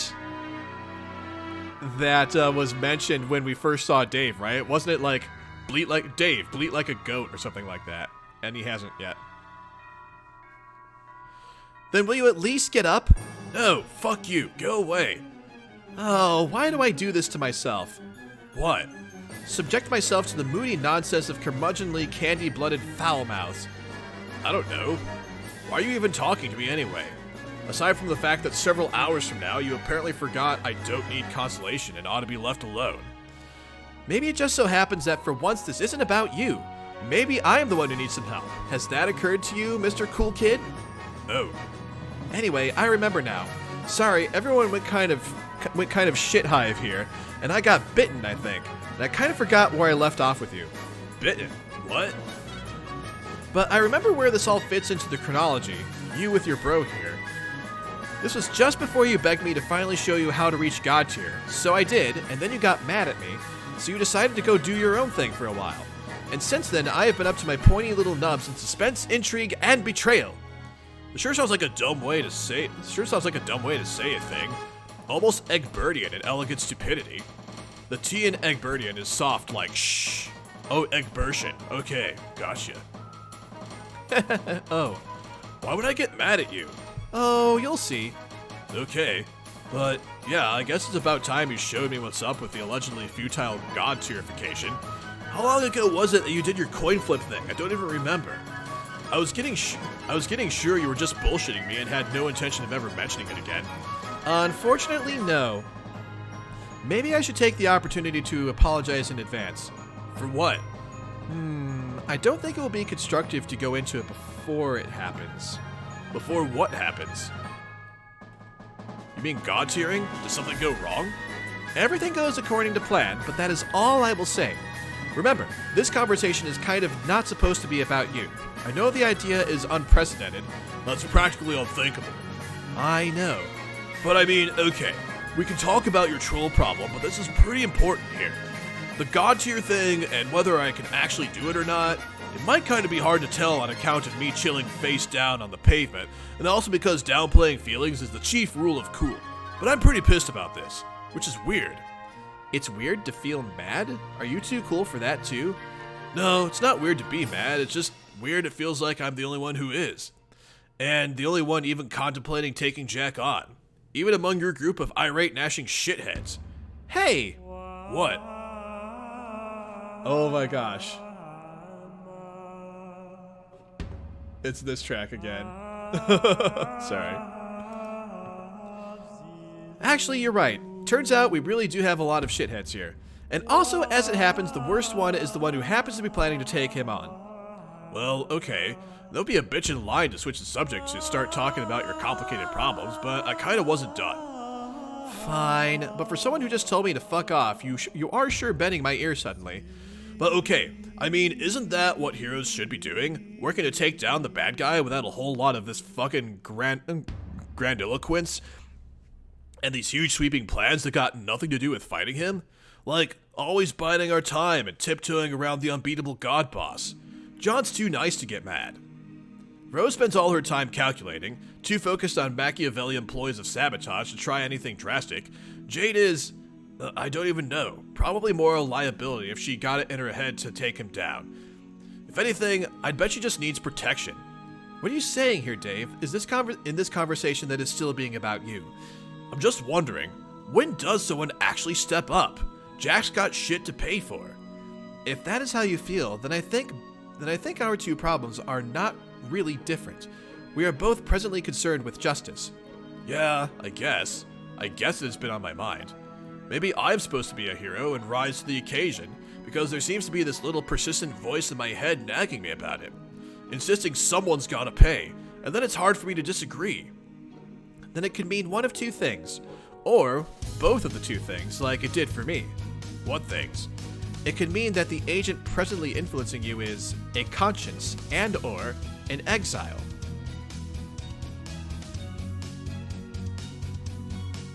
Alright, let me check my notes here.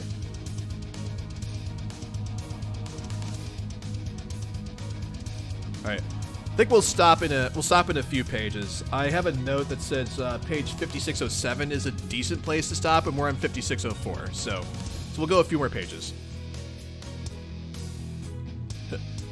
This is so completely illegal. I'm pretty sure I don't even have an exile. I've never heard any voices or anything. Anyway, you don't need a voice in your head to tell you this shit is just like so completely illegal. Huh? Wait. Why did I just say that stupid thing I said? Oh, there's an exile.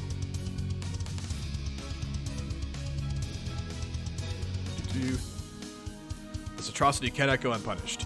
Throw whoever is responsible into the slammer. Slammer means jail, by the way. Dave, I did not realize you had such a passion for law enforcement. I must say this shocking development is coming dangerously close to giving me a case of the vapors. No, I mean, that came out wrong. What were we talking about again? Bringing Jack to justice? Right, someone has to make him pay. Can't let him just go unpunished. If I could figure out how to reach the god tier, maybe I could be the one to throw him into the slammer. The slammer? Slammer means jail. I know what the slammer means. You call it the slammer when you're extra angry at crimes. Oh my gosh. Someone's controlling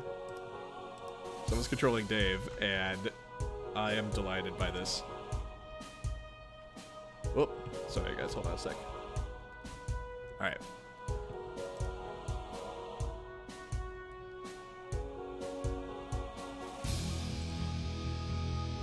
Are you taking notes on this important principle? Jesus, get a fucking pen or some chalk or whatever. I think I'm following. You are going to find Jack and put him in jail? Wait, fuck, what? No. Dave, I know you are likely discombobulated with grief over your fallen man bro, Lucis, but that is extremely silly and doesn't make any sense. I know it doesn't. I'm just saying, what am I even saying here? Shit. Like, take note of that important principle because I am deputizing you even though you are a kid.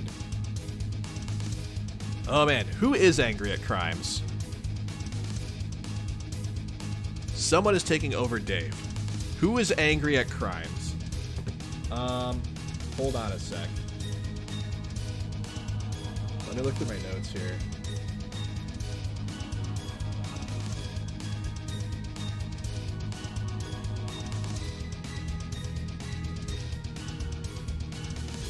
Oh man, I didn't make a note of who is angry at crimes.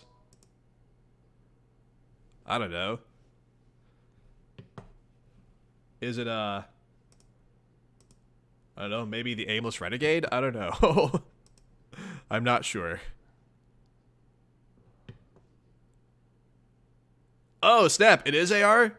Oh, fantastic. Yay. But only while I'm away from my jurisdiction, which I think is forever. Oh, hold on, the album ended. Let me go back to the beginning of this album. Black Rose, Green Sun again. I'm still not sure. You're talking about throwing Jack in the slammer and rambling about justice and telling me to get pens and such.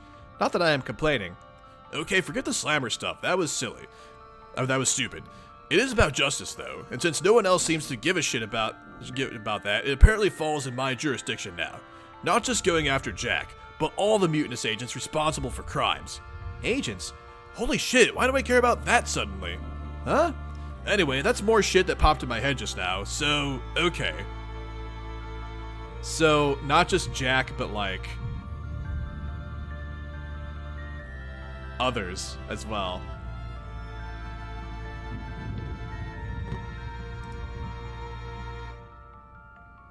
Okay. So let's see. I was told that this page is a good place to stop, but let's I have other duties to attend to. Oh man, where are we now?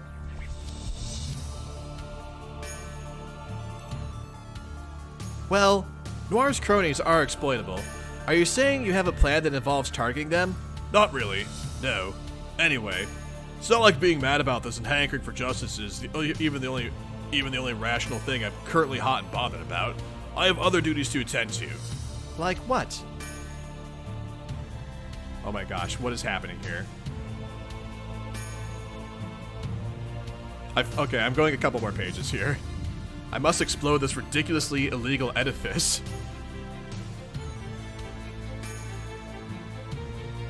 Oh wait, is Aimless Renegade like blowing up his station where he communicates with Dave? I've got to explode this ridiculously illegal edifice. Oh my god, what are these words I'm saying? You have to explode something? Never mind. Are you referring to your plan to blow up the Green Sun? Oh, yeah, that's gotta be what I'm talking about. Probably. I need to shut up now. I'm sounding like an idiot and my head is starting to hurt. Why don't we talk about your thing now? What justice thing you have to do? You mean it's actually my turn to talk? Yes. But I was beginning to forget my problem listening to your highly enjoyable befuddlement.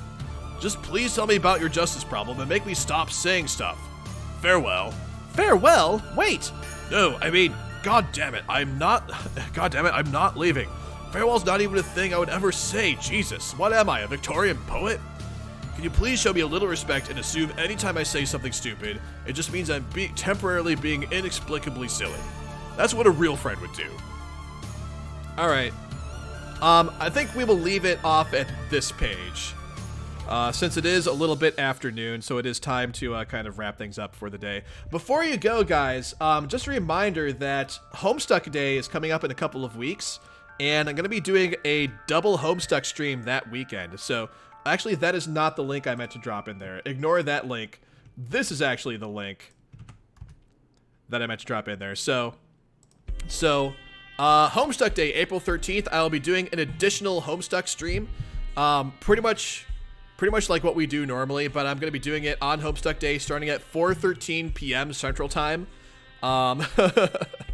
So I know some of you who are like in Europe and whatnot might not be able to show up because it's kind of late, and I apologize for that. But I will still be doing my normal Homestuck stream that Saturday on the 14th as well. And that weekend is when we will get to the end of Act 5, Act 2. So my plan is, so we will have a normal stream next Saturday, and then the weekend after that we will have Homestuck Day, and then our Saturday stream the following day.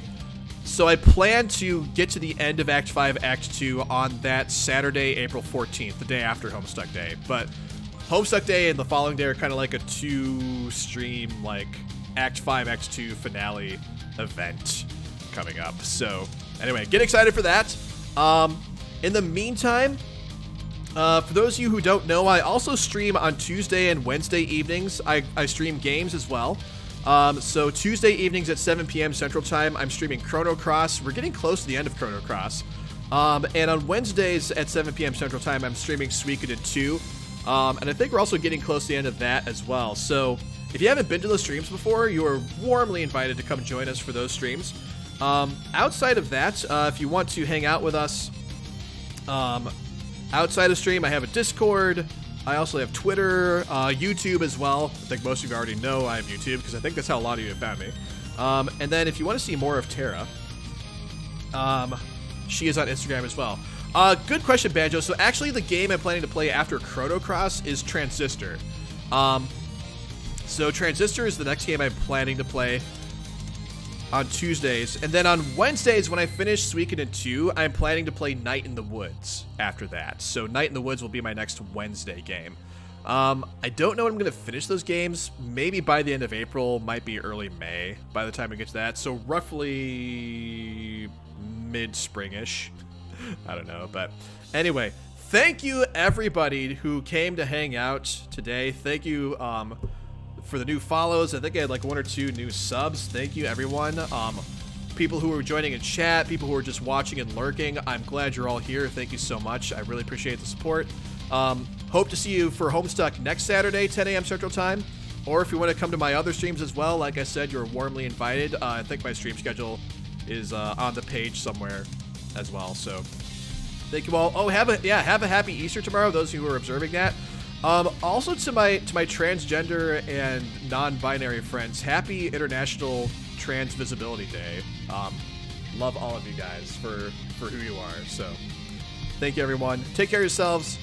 Have a wonderful weekend. Talk to you later. Bye-bye.